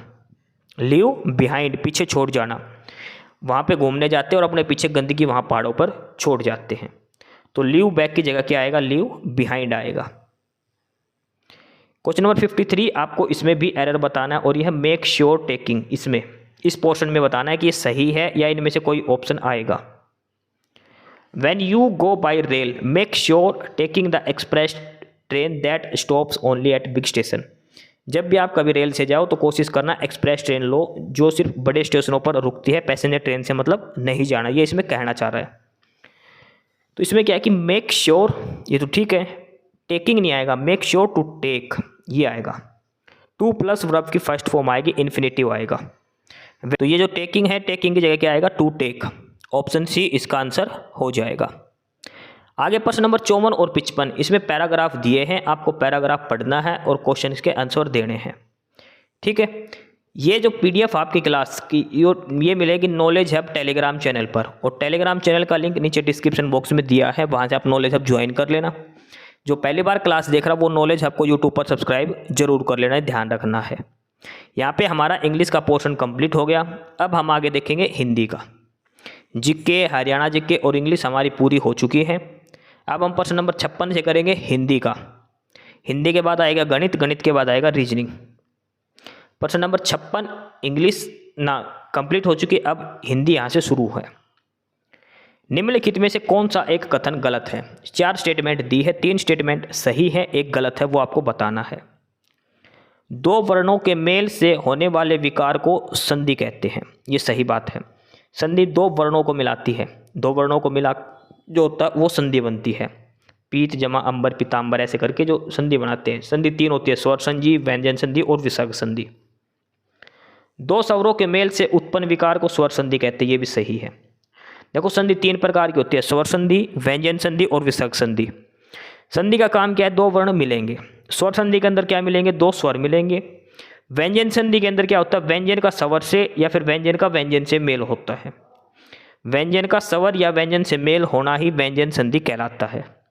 ठीक है, स्वर का स्वर से होगा वो स्वर संधि, लेकिन व्यंजन का स्वर या व्यंजन से मेल होना वो व्यंजन संधि होगा। विसर्ग संधि क्या होता है, विसर्ग के बाद विसर्ग के साथ विसर्ग का मेल नहीं, विसर्ग के साथ विसर्ग का मेल नहीं होता। विसर्ग संधि में विसर्ग के साथ विसर्ग का मेल नहीं होता। विसर्ग के साथ किसका मेल होता? स्वर या व्यंजन का। विसर्ग संधि में ध्यान रखना, ये जो विसर्ग होते हैं जो ऐसे, इसमें विसर्ग का स्वर या व्यंजन के साथ मेल होने पर विसर्ग में जो विकार होता है उसे विसर्ग संधि कहते हैं। ये ध्यान रखना। यानी कि स्टेटमेंट जो 4 है ऑप्शन डी है, ये गलत दी गई है। विसर्ग के साथ विसर्ग का मेल नहीं होता, विसर्ग के साथ स्वर या व्यंजन का मेल होता है। ठीक है, तो ऑप्शन डी इसमें गलत दिया गया है।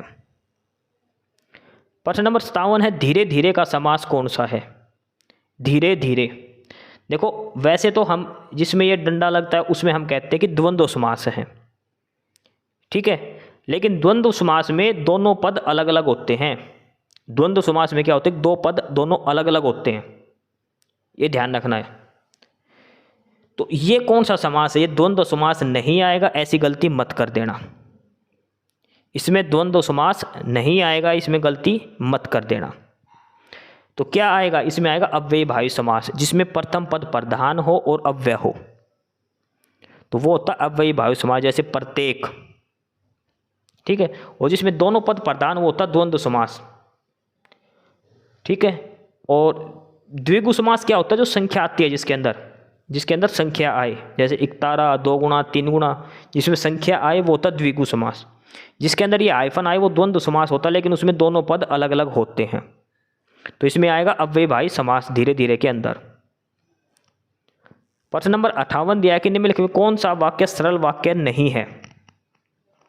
कौन सा वाक्य सरल वाक्य नहीं है आपको देखना है। लड़का दौड़ता है, ये सीधा वाक्य। सरल वाक्य में क्या होता है? एक ही कर्ता, एक कर्म, एक क्रिया हो, लगभग तो यही होता है सरल वाक्य में। ठीक है, तो लड़का दौड़ता है, सही है। बंदर पेड़ पर चढ़ रहे हैं, सही है भाई, एक ही क्रिया हो रही है, चढ़ना, पेड़ पर चढ़ना एक क्रिया हो रही है।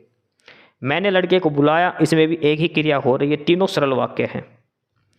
चौथा दिया, इस मेले का उद्देश्य है कि, और आगे और स्टेटमेंट दी गई है, तो इसका मतलब ये सरल वाक्य नहीं है। इस मेले का उद्देश्य है, किंतु, परंतु, और ये जो सब कुछ आए ये होते हैं मिश्र वाक्य, जो संयुक्त वाक्य। ठीक है, तो इस मेले का उद्देश्य है कि, तो ये कौन सा वाक्य हो गया? मिश्रित वाक्य। ठीक है, इस मेले का उद्देश्य है कि व्यापार में वृद्धि हो, तो इसके अंदर है मिश्रित वाक्य। तो ऑप्शन डी था, वो सरल वाक्य नहीं था, वो था मिश्रित वाक्य। प्रश्न नंबर 59 है, जहां पर वर्णों की बार बार आवृत्ति बार बार होती हो उसे क्या कहते हैं? जहां पर वर्णों की बार बार आवृत्ति हो उसे क्या कहते हैं? तो वो होते अलंकार। उसे क्या कहते हैं? अलंकार। जहां पर वर्णों की आवृत्ति बार बार होती हो, और कौन सा अलंकार होता है? वो अनुप्रास अलंकार, जहां एक ही वर्ण की बार बार आवृत्ति हो। ठीक है, चंदू के चाचा ने चंदू की चाची को, इसमें च जो शब्द है बार बार आया हुआ है, च वर्ण, इसमें होता है अनुप्रास अलंकार। अलंकार 3 प्रकार के होते, ध्यान रखना। शब्दालंकार, अर्थालंकार और उभय अलंकार, 3 प्रकार के अलंकार होते हैं। प्रश्न नंबर 60 दिया है, अंदर अंदर कढ़ाई में गुड़ पकना का क्या अर्थ है? अंदर अंदर कढ़ाई में गुड़ मतलब छुप के कोई काम करना। अंदर अंदर कढ़ाई में गुड़ पकना मतलब गुप्त मंत्रणा होना, चुपचाप, मतलब किसी से छुप के कोई डिस्कशन करना।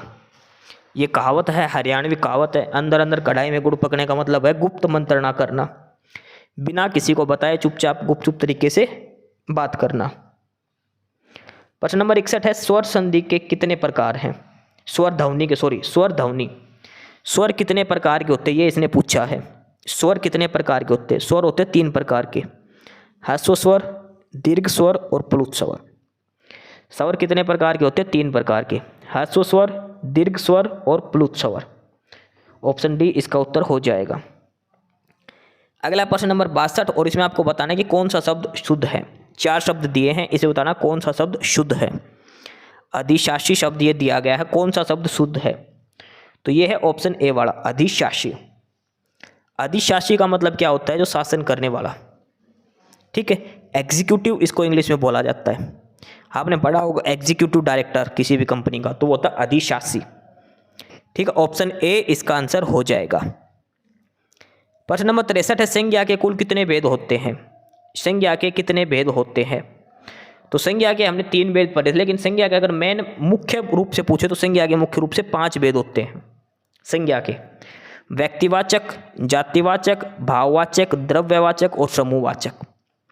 संज्ञा के 5 प्रकार के होते हैं, व्यक्तिवाचक, जातिवाचक, भाववाचक, द्रव्यवाचक और समूहवाचक। ये 5 भेद होते हैं संज्ञा के। प्रश्न नंबर 64 दिया है कि जो सर्वनाम शब्द वक्ता, श्रोता या किसी अन्य व्यक्ति के लिए प्रयोग किया जाता है उसे क्या कहते हैं। सर्वनाम का काम ही होता है दूसरे की जगह आना। जो सर्वनाम शब्द वक्ता, श्रोता, किसी अन्य व्यक्ति के लिए प्रयोग किया जाए उसे क्या कहते हैं। संबंधवाचक सर्वनाम, अनिश्चयवाचक सर्वनाम, पुरुषवाचक सर्वनाम या फिर निजवाचक सर्वनाम। तो देखो किसी व्यक्ति वगैरह के नाम के लिए अगर कहा जाए तो वो होता है पुरुषवाचक सर्वनाम। कौन सा सर्वनाम है? पुरुषवाचक सर्वनाम। पुरुषवाचक सर्वनाम 3 प्रकार का होता है, उत्तम पुरुष, मध्यम पुरुष और अन्य पुरुष। उत्तम पुरुष, मध्यम पुरुष और अन्य पुरुष। उत्तम पुरुष के अंदर आएगा मैं, मेरा, हमें, हमारा। मध्यम पुरुष के अंदर आएगा तू, तुम्हारा, तुम, आप। अन्य पुरुष में आएगा वह, यह, वो, ये सब आएगा।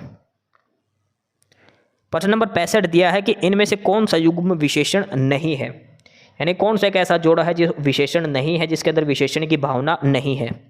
छोटा बड़ा, छोटा बड़ा दोनों ही विशेषण है, किसी चीज़ की विशेषता बताते हुए ये चीज़ छोटी है, ये बड़ी है। हरा पीला ये विशेषता, इस चीज़ का रंग हरा है, ये इस वस्तु का रंग पीला है।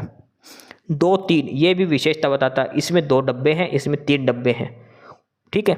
लेकिन राम लक्ष्मण ये दोनों नाम हो गए, ये कोई विशेषता नहीं बताते, ये दोनों नाम है, राम लक्ष्मण, राम और लक्ष्मण। तो जो ऑप्शन डी है ये दोनों विशेषण नहीं है। निम्नलिखित में से अव्यय क्या है? अव्यय क्या होते हैं? अव्यय होते अविकारी शब्द, वो अविकारी शब्द जिस पे लिंग, वचन और कारक तीनों का कोई प्रभाव ना पड़े। उत्तर, जापान, ठीक या फिर कृष्णा। तो वो शब्द है ठीक। ठीक एक ऐसा शब्द है जिसका लिंग, वचन, कारक तीनों से कोई प्रभाव नहीं पड़ता, ठीक है, इन 4 ऑप्शंस में से। अगला है प्रश्न नंबर 67, निम्नलिखित कौन सा शब्द स्त्रीलिंग नहीं है? 4 में से 3 शब्द हैं जो स्त्रीलिंग है, पुल्लिंग है, और एक स्त्रीलिंग नहीं है। यानी कि कौन सा एक शब्द है जो पुल्लिंग है, 3 स्त्रीलिंग है। इसमें 3 शब्द हैं वो स्त्रीलिंग है, एक नहीं है। कौन सा नहीं है? झुरमुट, इच्छा और अंत्येष्टि, ये तीनों स्त्रीलिंग है। लेकिन निराला जो शब्द है ये पुल्लिंग भाव रखता है। निराला शब्द पुल्लिंग है, इच्छा, झुरमुट और अंत्येष्टि ये तीनों स्त्रीलिंग शब्द है। प्रश्न नंबर 68 है, कौन सा परसर्ग कर्ता कारक में प्रयोग होता है? तो देखो कारक होते 8, कर्ता, कर्म, कर्ण, संप्रदाय, आपादान, अधिकरण, ये सब। तो कर्ता कारक में क्या होता है? ने। कर्ता का चिन्ह क्या होता है? कर्ता, ने। अगर को चिन्ह पूछे तो वो होता कर्म, कर्ता, ने, कर्म को, करण से के द्वारा, आपादान से अलग होना, संबंध का के की रारेरी, अधिकरण में पर, संबोधन हे अरे ओ। इस हिसाब से ये 8 प्रकार के कारक होते हैं, हर कारक का अलग अपना विभक्ति चिन्ह होता है। तो कर्ता का होता ने, ठीक है, ने, कर्ता, ने। कर्म, कर्म का होता को, कर्म का चिन्ह होता को। करण से किसका चिन्ह होता है? कर्ण कारक का। और पर, में और पर, ये होता है अधिकरण कारक के, ठीक है। 8 कारक होते सारे, आपको याद रखने हैं।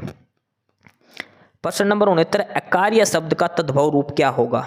अकार्य शब्द का, अकार्य शब्द का जो तद्भव रूप होता है वो होता अकाज। तद्भव रूप क्या होता है? अकाज।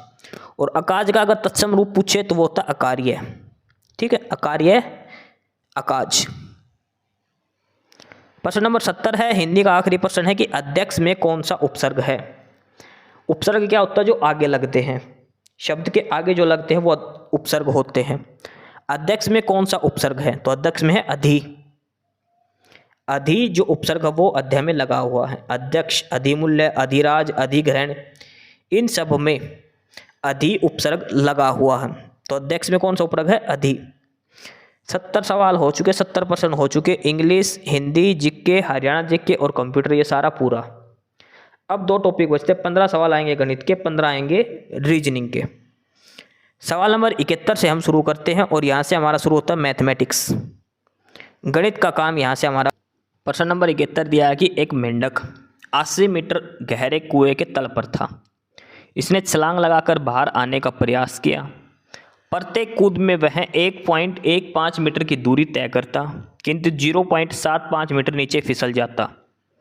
कितनी बार वो कूदेगा जिससे वो कुएं से बाहर आ जाए? यानी कि 80 मीटर गहरा कुआं था, पहली बार कूदा 1.15 मीटर चढ़ गया, लेकिन फिर 0.75 नीचे गिर गया। तो यानी कि वो चढ़ा कितना, फिर चढ़ा कितना, सिर्फ 0.4। भाई 1.15 पॉइंट को हटा दो, ये मान के चलो पहली बार में वो चला 115 मीटर, लेकिन वापस 75 मीटर नीचे गिर गया, तो कितना चढ़ा, इनका अंतर घटा दो, 40 मीटर तो चढ़ा वो। इसको चढ़ना कितना था, 80 पे, तो एक बार में कितना कूदने पे कितना चढ़ा, 0.4 मीटर। चढ़ना कितना था इसको, 80 पे। अगर हम सिंपल सी गुणा करेंगे, अगर 200 कूदेगा, भाई 200 चौका 800, तो कितना हो जाएगा, 8 मीटर पूरा हो जाएगा 200 कूद में। लेकिन 199 वाली जो कूद आएगी उसमें वो बाहर आ जाएगा, क्योंकि उसमें तो वापस वो जाएगा ही नहीं। ये हमने 0.4 कब लिया, जब वो वापस 0.75 वापस जाता था। लेकिन 199 की जब कूदेगा तो 80 मीटर को पार कर जाएगा, तो वो वापस नहीं जाएगा, इसलिए 200 पूरी नहीं कूदेगा, वो कूदेगा 199। ये प्रश्न वही है जो हमारे कई बार गांव में बड़े बूढ़े पूछ लेते हैं बच्चों से। भाई एक है, अगर वो 1 मीटर ऊपर कूदता है, आधा मीटर वापस चला जाता है, तो कितने कूद में बाहर आएगा? तो बच्चे सीधे गुणा करके होता है, गलत है। एक जो लास्ट में जब कूदेगा तो बाहर आ जाएगा, वापस नहीं फिसलेगा वो। ठीक है, तो इसको टोटल कूदने में लगेंगी 199, यानी कि 199 बार उसको कूदना पड़ेगा, तब वो बाहर आएगा। प्रश्न नंबर 72 दिया है, एक संख्या का एलसीएम 1820, एचसीएफ है 26, एक संख्या 130 है, तो दूसरी बता। तो एलसीएम एचसीएफ का सीधा फार्मूला है एलसीएम गुणा में एचसीएफ बराबर दोनों संख्याओं की गुणा। ठीक है, एलसीएम है 1820, एचसीएफ कितना है 26, एलसीएम गुणा एचसीएफ। पहली संख्या कितनी है 130, दूसरी संख्या वाई आपको निकालनी है। इसको सोल्व करेंगे, वाई का मान आ जाएगा 364। ऑप्शन ए इसका उत्तर हो जाएगा 364। प्रश्न नंबर 73 दिया है आगे, तीन संख्याएं 3:4:5 में है, उनका एलसीएम है 4200, उनका एचसीएफ आपको बताना है। ठीक है, एलसीएम दे रखा है 4200, तीन संख्याएं दे रखी है, एक 3, एक 4 और एक 5, ये इनका अनुपात दे रखा है। तो संख्याएं मान ली, एक 3x, दूसरी 4x, तीसरी 5x। इनका एलसीएम दे दिया 4200, यानी कि 4200 वो संख्या है जो इन तीनों का मल्टीपल है, छोटी से छोटी संख्या। इन तीनों का मल्टीपल है वो छोटी से छोटी संख्या है, और वो क्या है 4200 है। ठीक है, तो x का मान अगर हम निकालेंगे तो वो कितना आएगा, 4 × 12, 12 × 5 = 60। ठीक है, x से इसको काटेंगे तो x का मान आ जाएगा 70, क्योंकि इनका जो x है वो कॉमन ले लेना है। 3 × 4 × 5 × x, x इनका फैक्टर है जो कॉमन है। ठीक है, और ये कितने के बराबर दे रखा 4200 के। x की वैल्यू यहाँ से निकाल दें, x का मान आ जाएगा 70, यानी कि संख्या कितनी आएगी 70 × 3, दूसरी संख्या कितनी आएगी 70 × 4, तीसरी संख्या कितनी आएगी 70 × 5। तो इनका जो एचसीएफ बनेगा वो एचसीएफ क्या है, वो जो कॉमन फैक्टर है वो कितना है 70। ठीक है, तो इनका एचसीएफ कितना आ जाएगा 70, इसका एचसीएफ आ जाएगा। तीनों संख्याएं जो दे रखी है अनुपात में, इनको गुणा करके 4200 से भाग दे, 42 को इससे भाग दे, तो वो इनका एचसीएफ सीधा सीधा आ जाएगा। ठीक है, एचसीएफ कितना आ जाएगा 70, इनका एचसीएफ हो जाएगा। सवाल नंबर 74 है, ये सिंप्लीफिकेशन का है, और इसमें फार्मूला लगेगा BODMAS। देखो, भाग गुणा जोड़ घटा, ये चार तो सबको पता है। पहला है ब्रैकेट, दूसरा है ऑफ। ब्रैकेट का मतलब क्या है कि पहले ये सोल होंगे दोनों, इसके बाद होगा ये भाग का निशान नहीं करना, ना ये गुणा करना, पहले ये ऑफ करना सोल। यानी कि 4 × 5/2, उसके बाद आएगा गुणा का निशान। का मतलब होता है गुणा। ये सोल्व करना पहले, तो ये कितना आएगा 1/8 जमा 1/3 करेंगे, 8 × 3 11, 11/24, 8 × 24 ये आएगा। ठीक है, इससे पहले प्लस का निशान। अब इन तीनों को सोल्व करो पहले। ठीक है, 5 × 20 × 11/2 × 24। उसके बाद इसमें 512 को 16 से भाग दे दो, 512 को 16 से भाग देंगे तो आगे आएगा 32, 32 जमा में 20 × 11/24 दूनी 48। लास्ट में जब इसको जोड़ोगे तो आएगा 439/12। इस सवाल में जो सबसे इंपॉर्टेंट चीज़ है वो है कि पहले ये दोनों सोल्व होंगे, उसके बाद जो रकम आएगी वो आएगी 11/24। इस ऑफ की जगह क्या आएगा गुणा, फिर आएगा 5/2। पहले ये सोल्व होगा, उसके बाद जो भी संख्या बचेगी उसको सोल्व करना है। पहले ब्रैकेट, उसके बाद ऑफ, और ऑफ का हिंदी मतलब होता है का। ठीक है, इसलिए ऑफ बाद में सोल्व करना है ब्रैकेट के बाद। सवाल नंबर 75 दिया है, एक परिवार का औसत मासिक खर्च पहले 2 महीने के लिए 8160 रुपये है, यानी कि जनवरी फरवरी में 8160 रुपये खर्च करे उसने, 8160 जनवरी में, 8160 ही फरवरी में। अगले 5 महीने में खर्च करे उसने 12780, यानी कि हर महीने मार्च, अप्रैल, मई, जून और जुलाई डेली हर महीने 12780 रुपये इसने खर्च करे हैं। लास्ट के जो 5 महीने बच गए जुलाई के बाद, अगस्त, सितंबर, अक्टूबर, नवंबर, दिसंबर, जब इसने हर महीने खर्च करे 14280 रुपये। ठीक है, ये सारा इसका खर्चा हो गया। उसने पूरे साल में बचाए कितने, 66,300। देखो सारा खर्च करके साल के लास्ट में इसके पास रुपए बच गए 66,300। ये बताओ कि उसने हर महीने कमाई कितनी है। एवरेज मासिक वेतन बताना है, हर महीने उसने कितने रुपए कमाए, उसकी सैलरी क्या थी, ये आपको बताना है नॉर्मली। देखो 2 महीने, शुरू के 2 महीने खर्च करे 8160, तो 2 महीने का टोटल खर्चा कितना हो गया भाई, इसका डबल हो जाएगा, 8160 गुना में 2।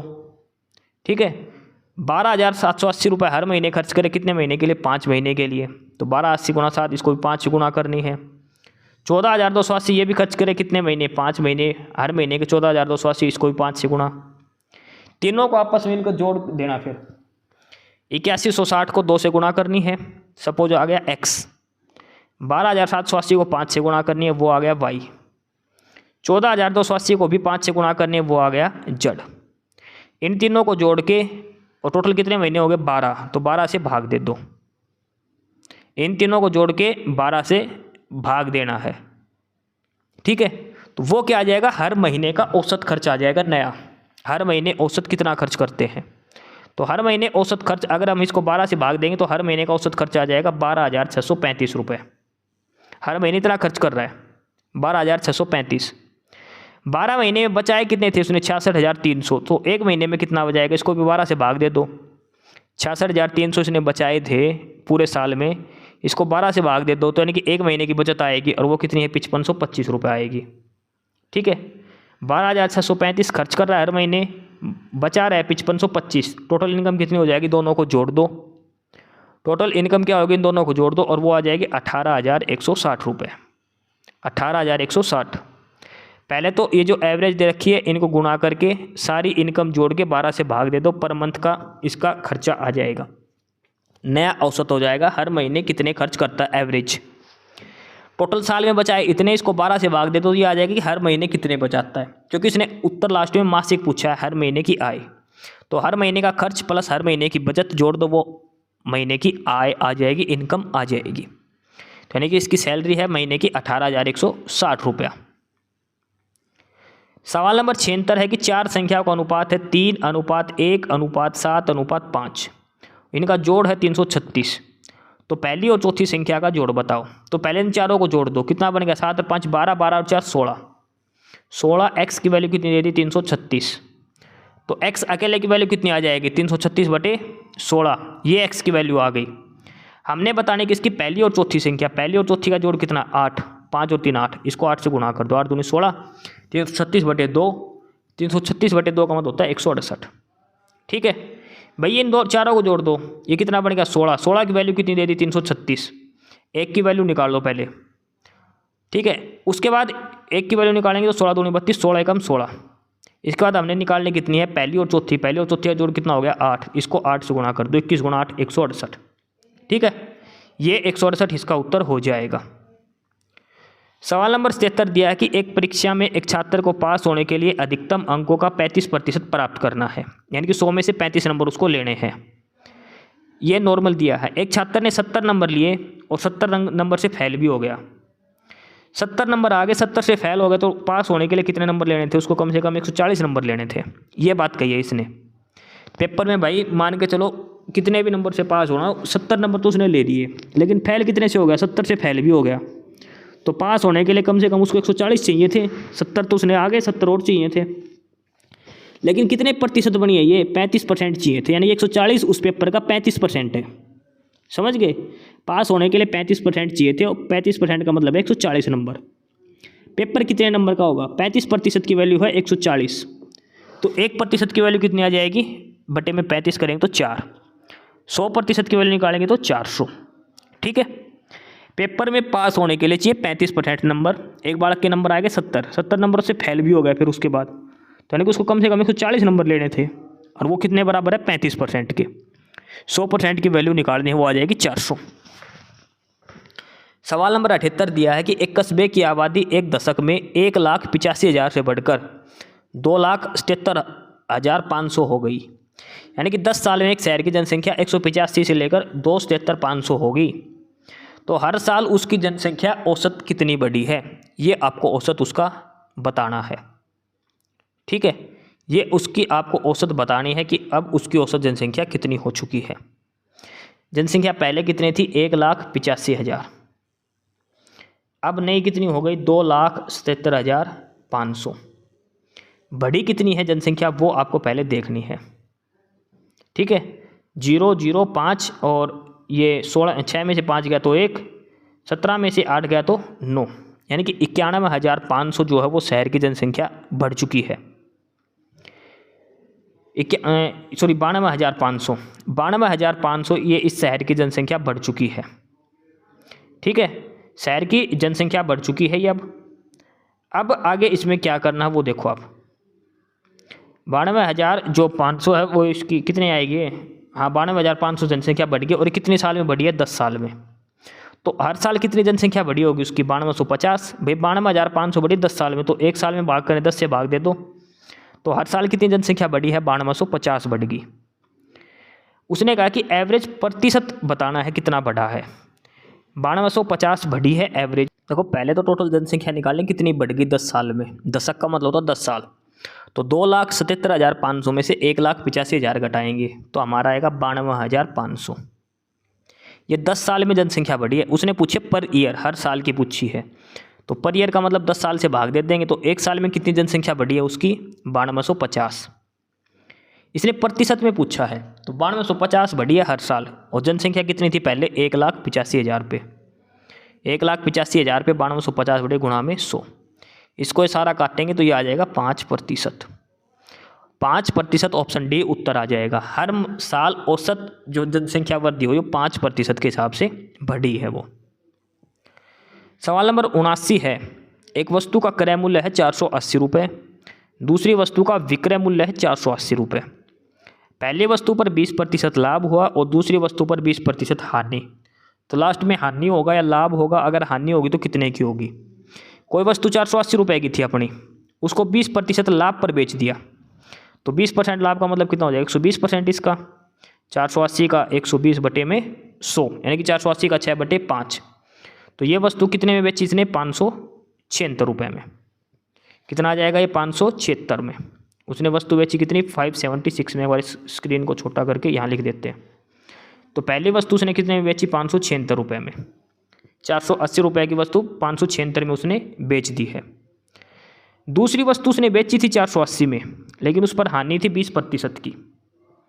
कोई दूसरी वस्तु की कीमत x थी, उसको 20% हानि पर बेच दिया और लास्ट में रुपये कितने आए 480, यानी कि 80% ही तो बच गई। 80% की वैल्यू कितनी दे दी 480, तो उस वस्तु की कीमत कितनी आएगी 600 रुपये।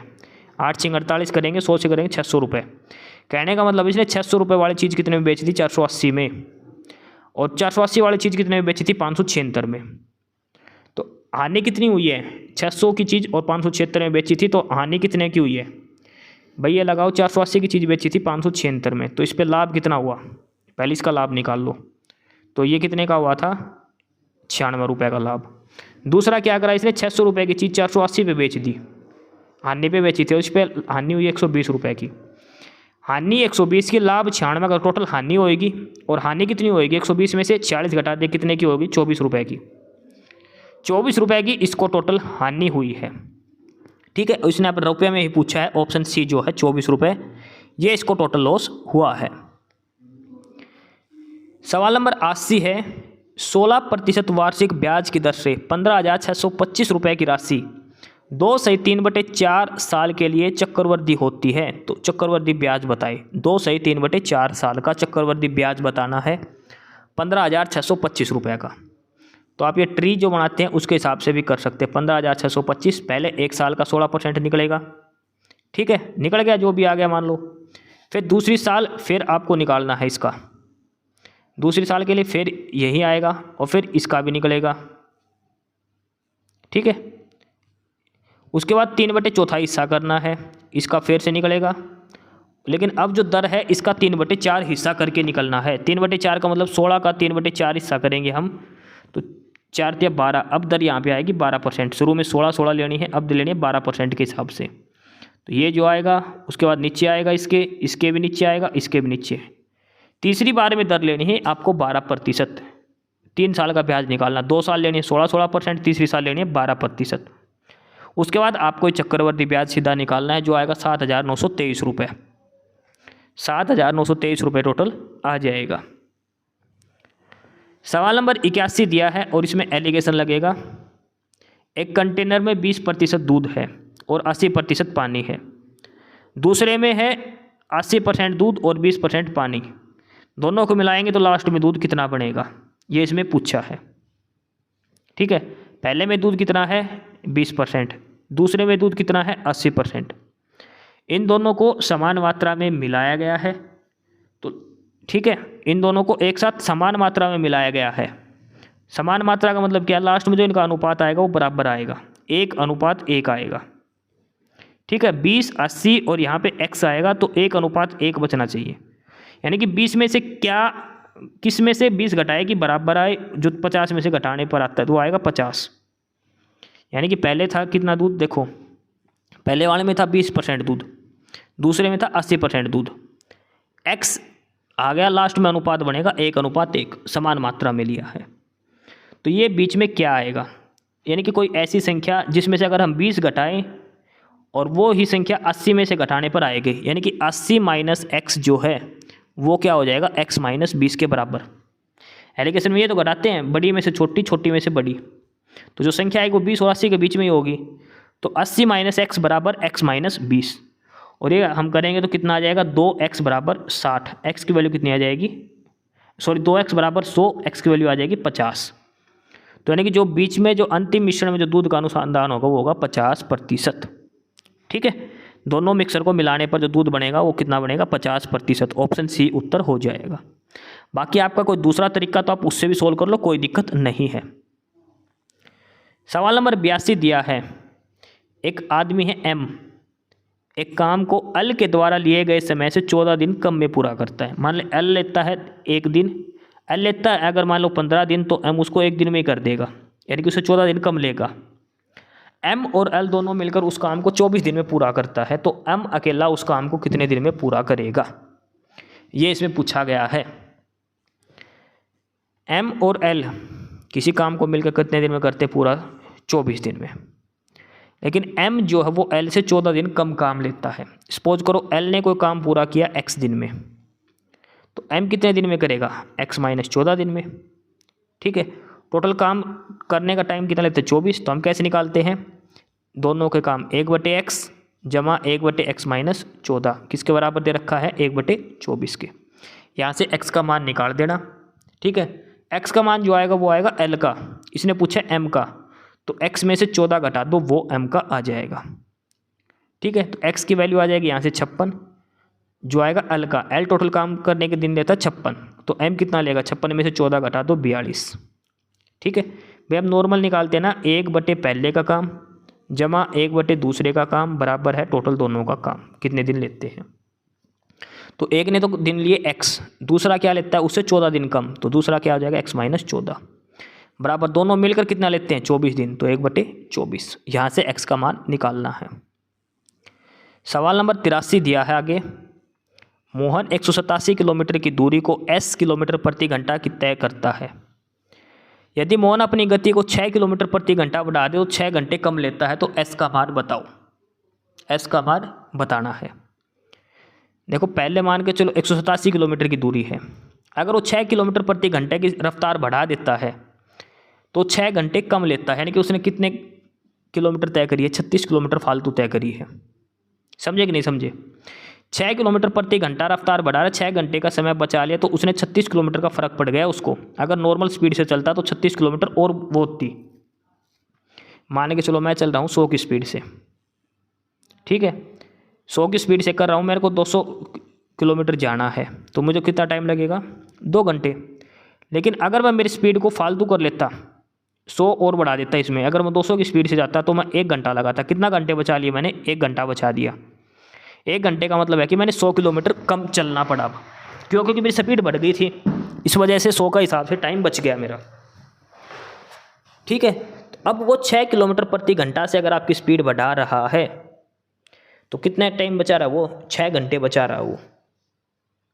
ठीक है, इसने पूछा है कि वो शुरू में कितने किलोमीटर प्रति घंटे की रफ्तार से चला था। सबसे पहले तो ध्यान रखना, वो आएगा जो 187 का फैक्टर होगा। संख्या वो आएगी जो 187 का फैक्टर बनेगी, तभी पूरा पूरा भाग होगा 6 किलोमीटर 6 घंटे से। ठीक है, x अगर स्पीड थी तो दोबारा स्पीड कितनी होगी उसकी? x + 6, सॉरी s दे रखी है ना, पहले स्पीड अगर s थी तो दोबारा कितनी होगी? s + 6। 187 के 2 फैक्टर बनेंगे, एक बनेगा 17 और एक बनेगा 11। तो s की वैल्यू 11, दूसरी स्पीड 17, इसको सोल्व करोगे तो आप ये आ जाएगा 187। तो उसने जो पहली स्पीड कितनी थी उसकी? 11 थी। ठीक है, एक फार्मूला भी होता है, टाइम क्या होता है? दूरी बटे में चाल। ठीक है, टोटल दूरी कितनी थी? 187। पहले स्पीड कितनी थी? s।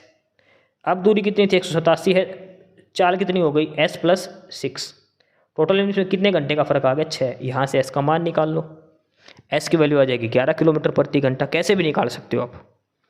ठीक है, सवाल नंबर 84 ये पाई चार्ट है, ये आप सोल्व कर लेना। लास्ट सवाल है गणित का 185 नंबर, और ये बताना है कि which of the following is a terminating decimal.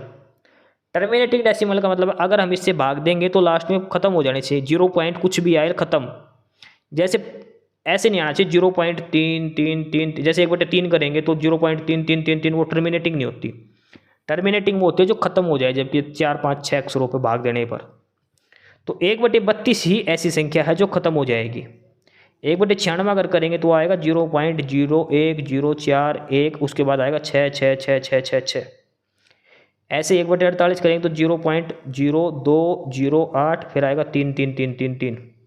1/24 में भी लास्ट में 6 6 6 6। लेकिन इसको करेंगे अगर हम भाग तो आएगा 0.03125।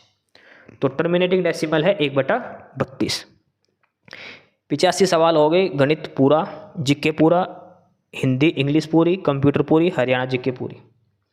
अब सवाल नंबर 86 में आ गए हम, और यहाँ से हमारे शुरू होती है रीजनिंग। लास्ट टॉपिक है रीजनिंग, 15% अब हम करेंगे रीजनिंग के फटाफट से। ठीक है, उसके बाद ये हमारा मॉक टेस्ट कंप्लीट हो जाएगा।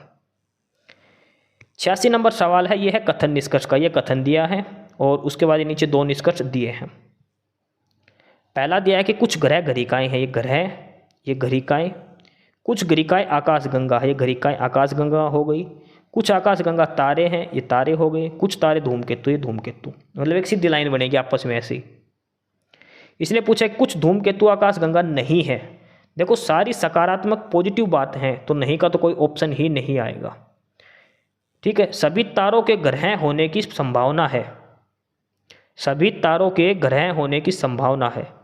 तारे कौन से हैं? ये ग्रह कौन से हैं? ये सभी तारे ग्रह होने की संभावना है। इसमें हम निश्चित रूप से कुछ भी नहीं कह सकते, निश्चित रूप से हम कुछ भी नहीं कह सकते। ठीक है, सभी तारों के ग्रह होने की संभावना है, क्योंकि इनमें दोनों में सीधा संबंध नहीं दिया गया।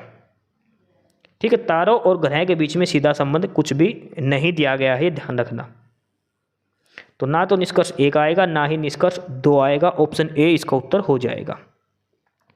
87 नंबर है, ये फैमिली रिलेशन का है। किसका है? फैमिली रिलेशन का है। और इसको आपको सोल्व करके देखना, क्योंकि इसमें 4 ऑप्शन अलग अलग दिए हैं, कौन किसका क्या लगेगा, कौन सा कथन सही है गलत है। 88 नंबर है, ये भी रिलेशन का है। ये सीधा सीधा दे रखा है, और इसका उत्तर हो जाएगा पुत्र की पुत्री का पति, 88 नंबर वाले का। तो ये भी आपको फैमिली रिलेशन का जो प्रश्न है, ये भी आपको सोल्व करके देख लेना है दोनों में। ठीक है, डायग्राम की मदद से। 89 नंबर है, ये दिशा वाला है। 89 नंबर जो प्रश्न है, ये दिशा का प्रश्न दिया है। और 89 वाले में क्या दिया? सबसे पहले अगर दिशा का प्रश्न है तो आप ऐसे बना लो, ईस्ट वेस्ट नॉर्थ साउथ। इसके बाद इसने क्या किया कि रोहित के घर का दरवाज़ा पूर्व की तरफ है, इस साइड उसके घर का दरवाज़ा इधर। घर के पिछवाड़े से वह सीधा 100 गज चलता है, यानी कि वो पश्चिम की तरफ चल गया 100 मीटर पिछवाड़े से, यानी कि पश्चिम की तरफ। उसके बाद दाएं मुड़ा और 100 गज फिर चल दिया।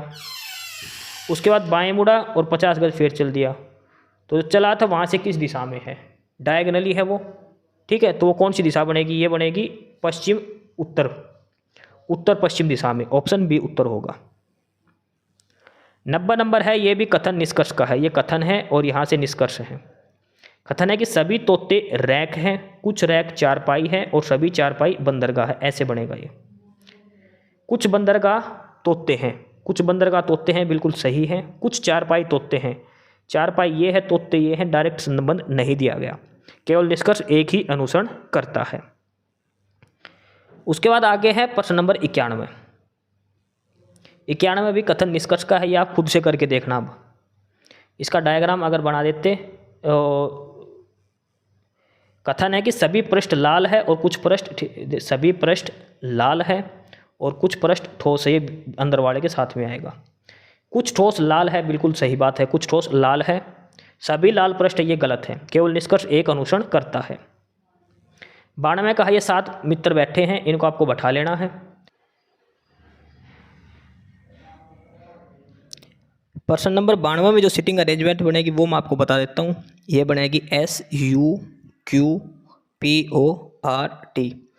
आंसर है कि S और Q के बीच में कौन बैठा है, तो S और Q के बीच में बैठा है U, ठीक है। S और Q के बीच में कौन बैठा है, U बैठा है। प्रश्न नंबर 93 है अगला, और इसमें 4 ऑप्शन में से बताना है कि इनमें से कौन सा अलग है। 3 एक जैसे हैं, चौथा अलग है, ये बताना आपको। स्क्वायर, सिलेंडर, सर्किल और पिरामिड, आपको यह बताना है कि इनमें से अलग कौन सा है, इनमें से अलग कौन है। तो सर्किल क्या है, सर्किल भी एक 3D होता है, पिरामिड भी 3D होता है और सिलेंडर भी 3D है। लेकिन जो स्क्वायर होता है, जो वर्ग होता है, ये एक 2 डायमेंशनल होता है, ठीक है। वर्ग यानी जो स्क्वायर होता है ये 2 डायमेंशनल होता है, बाकी सारे 3 डायमेंशनल हैं, घोड़ा, पिरामिड, सिलेंडर। अच्छा, एक छोटी सी चीज़ मैं समझा देता हूँ आपको, 2D और 3D में डिफरेंस क्या होता है। जिस भी आकृति का अगर हम वॉल्यूम निकाल सकते हैं, जिस भी आकृति का अगर हम आयतन निकाल सकते हैं, वो 3D होती है। 2D जो 2 डायमेंशनल जो ऑब्जेक्ट होते हैं उनका आयतन नहीं निकलेगा, उनमें वॉल्यूम नहीं निकलता है, ये ध्यान रखना। गणित में जो हम वॉल्यूम निकालते हैं 4/3 पाई आर क्यूब करके, 2/3 पाई आर क्यूब या पाई आर स्क्वायर एच करके, जिसका वॉल्यूम, जिसका आयतन निकलेगा ना, वो होता 3 डायमेंशनल, और जिसका आयतन नहीं निकलता, सिर्फ क्षेत्रफल निकलता, वो होता 2 डायमेंशनल, ठीक है। तो स्क्वायर जो होता है, ऑप्शन ए जो वर्ग है स्क्वायर, वो होगा 2 डायमेंशनल। सवाल नंबर 94 है, और ये 4 आकृति दी गई है, और इसमें से ये बताना है कि ए, बी, सी और डी में से कौन सी आकृति अलग है। आपको सीधा सा दिख रहा होगा, देखो सर्कल, सर्किल, सर्किल, लेकिन ये जो सर्किल है ये बंद है, मतलब ये पूरा सर्किल नहीं बना हुआ। ये इस चारों में सर्किल है फिक्स, लेकिन इसमें सर्किल नहीं है, ये ऐसे सी टाइप का बना हुआ है, बाकी सभी में कंप्लीट सर्कल बना हुआ है। तो जो आकृति डी है वो इनमें अलग है सबसे, जो सर्कल दिया है वो आकृति डी में पूरा नहीं है। सवाल नंबर 95 है, ये कथन और उसका जो निष्कर्ष है वो दिया है। कथन क्या दिया है कि सुबह व्यायाम करना बहुत अच्छा होता है, ये कथन दिया हुआ है। जो सुबह पहले जो मॉर्निंग एक्सरसाइज करते हैं वो अच्छा होता है। इससे क्या निष्कर्ष निकल सकता है। पहला है कि सुबह व्यायाम करने से शरीर में महत्वपूर्ण हार्मोन सक्रिय हो जाते हैं, जो शरीर के द्रव्यमान निर्माण में सहायक होते हैं। ये सही बात है, जो सुबह सुबह हम जो एक्सरसाइज करते हैं शरीर में हार्मोन बनते हैं जो शरीर का निर्माण करते हैं। निष्कर्ष एक सही है। दूसरा क्या है कि उपलब्ध खाली समय का व्यायाम के लिए चयन करना बुद्धिमानी होती है, ये गलत है। उपलब्ध खाली समय का मतलब ये नहीं कि आप दोपहर में एक्सरसाइज करने लग जाओ, ये होता सुबह उपलब्ध खाली समय, जब तो सही होता। इसने खाली उपलब्ध खाली समय का मतलब ये थोड़ी ना कि दोपहर में एक्सरसाइज करो, केवल निष्कर्ष एक ही अनुसरण इसका करता है। सवाल नंबर 96 है, और ये 4 दिए हैं ए, बी, सी, डी करके, लेटर क्लस्टर जो बोलते हैं, अक्षर समूह। इसमें से एक अलग है, बाकी 3 सेम पैटर्न में है, वो आपको बताना है। जैसे इसमें देखो H से लेकर F में गए, H से F में गए, तो H से F के लिए क्या पड़ेगा, -2। भाई H और F के बीच में कितने का अंतर है, 2 का। L और J में कितना अंतर है, L और J में, इसमें भी 2 का फर्क है। H और F में भी 2 का, L और J में भी 2 का। M और K में कितने का फर्क है, 2 का। डी और बी में कितने का फ़र्क है? 2 का। एफ और डी में कितने का फ़र्क है? 2। आर और पी का कितने का फ़र्क है? 2 का। ओ और क्यू में कितने का फ़र्क है? 2 का। लेकिन एम और एन में फ़र्क है 1 का। इसलिए ऑप्शन 1 है वो अलग है। पहले और तीसरे और दूसरे और चौथे, इनके बीच में कितने लेटर का गैप है? 2-2 का। लेकिन ऑप्शन ए में 1 का ही गैप दिया है, तो ऑप्शन 1 इसमें अलग हो जाएगा। अगला है 97 नंबर। इसमें ये फ्रेंड बैठे हैं अलग अलग स्ट्रक्चर के हिसाब से। ठीक है, ये इस हिसाब से ये फ्रेंड बैठे और आपको ऑप्शन पढ़ के उत्तर आपको देना है। इसका मैं उत्तर बता देता हूँ। 97 वाले का जो उत्तर आएगा वो आएगा अजय और बीना, ये दोनों एक दूसरे के डायगनली ऐसे बैठे हैं, या तो इस साइड बैठे दोनों या फिर इस साइड बैठे हैं डायगनली। 98 नंबर है, ये भी सिटिंग अरेंजमेंट है जो बैंकिंग के सवाल में पूछे जाते हैं। ठीक है, ये ऐसे सवाल बैंकिंग के अंदर आते हैं, रीजनिंग के हाई लेवल के पर्सन है ये। ठीक है, और इसका उत्तर आएगा ओ और एन है, जो पंक्ति के अंतिम रो पर बैठे हैं, ओ और एन। ठीक है, इसमें देखो अलग अलग स्टेटमेंट दी गई है, के, एल, एम, एन और पी बाएं से दाएं एक क्रम में बैठे हैं। अगर चलो इसको बना के दिखा देते हैं पहले 98 नंबर वाले को। कितने फ्रेंड है? 1 2 3 4 5 6, तो 6 फ्रेंड है, तो ऐसे 6 कर लो, 3 4 5 और 6। उसके बाद अलग अलग जानकारी पहले दी है कि ओ एम के बाएं हैं, एम अगर ऐसे बैठा तो एम के बाएं हैं ओ। एल बाएं छोर से दूसरा है, ये स्टार्ट करने का पॉइंट है। किसी एक छोर से अगर दिया है तो वो बैठाओ। एल जो है वो बाएं छोर से दूसरा है, बाएं छोर ये है, इससे दूसरा कौन हो गया? एल। एल यहाँ आएगा, ये फिक्स हो गया एल। एल और के के बीच में 2 व्यक्ति हैं। देखो इसमें 6 फ्रेंड बैठाने, 6 ऐसे पहले लाइन खींच लो, 1 2 3 4 5 और 6। शुरू कहाँ से करना है? किसी भी एक छोर से पकड़ लो। इसमें दिया एल बाएं छोर से दूसरा है, तो बाएं छोर है ये, इसके दूसरा है एल, तो एल यहाँ बैठ गया। अब आगे अपने आप बन जाएगा ये। एल और के के बीच में 2 है, तो 2 का गैप छोड़ के के यहाँ आ जाएगा। ठीक है, के और एल के बीच में 2 बंदे आ गए, यहाँ पे के आ जाएगा, के बाद में एक बना और बैठेगा। उसके बाद क्या दे रखा है कि पी एन के बाई ओर हैं दूसरे स्थान पर। उसके बाद है एम और ओ के बीच में 1 है। अब देखो इसमें क्या है, एल और के का हमें ज्ञान है।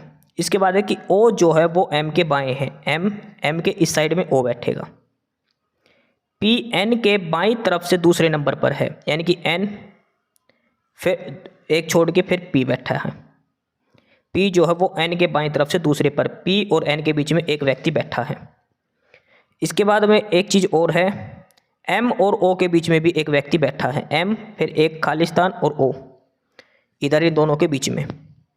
अब एम और ओ बैठाना है और पी और एन बैठाना है, तो एम यहाँ बैठाएंगे अगर हम, तो ओ यहाँ पे आ जाएगा एक बीच में, पी और एन के बीच में, और पी है लेफ्ट में, तो एन इधर आएगा और एक छोड़ के पी इसके बीच में आएगा।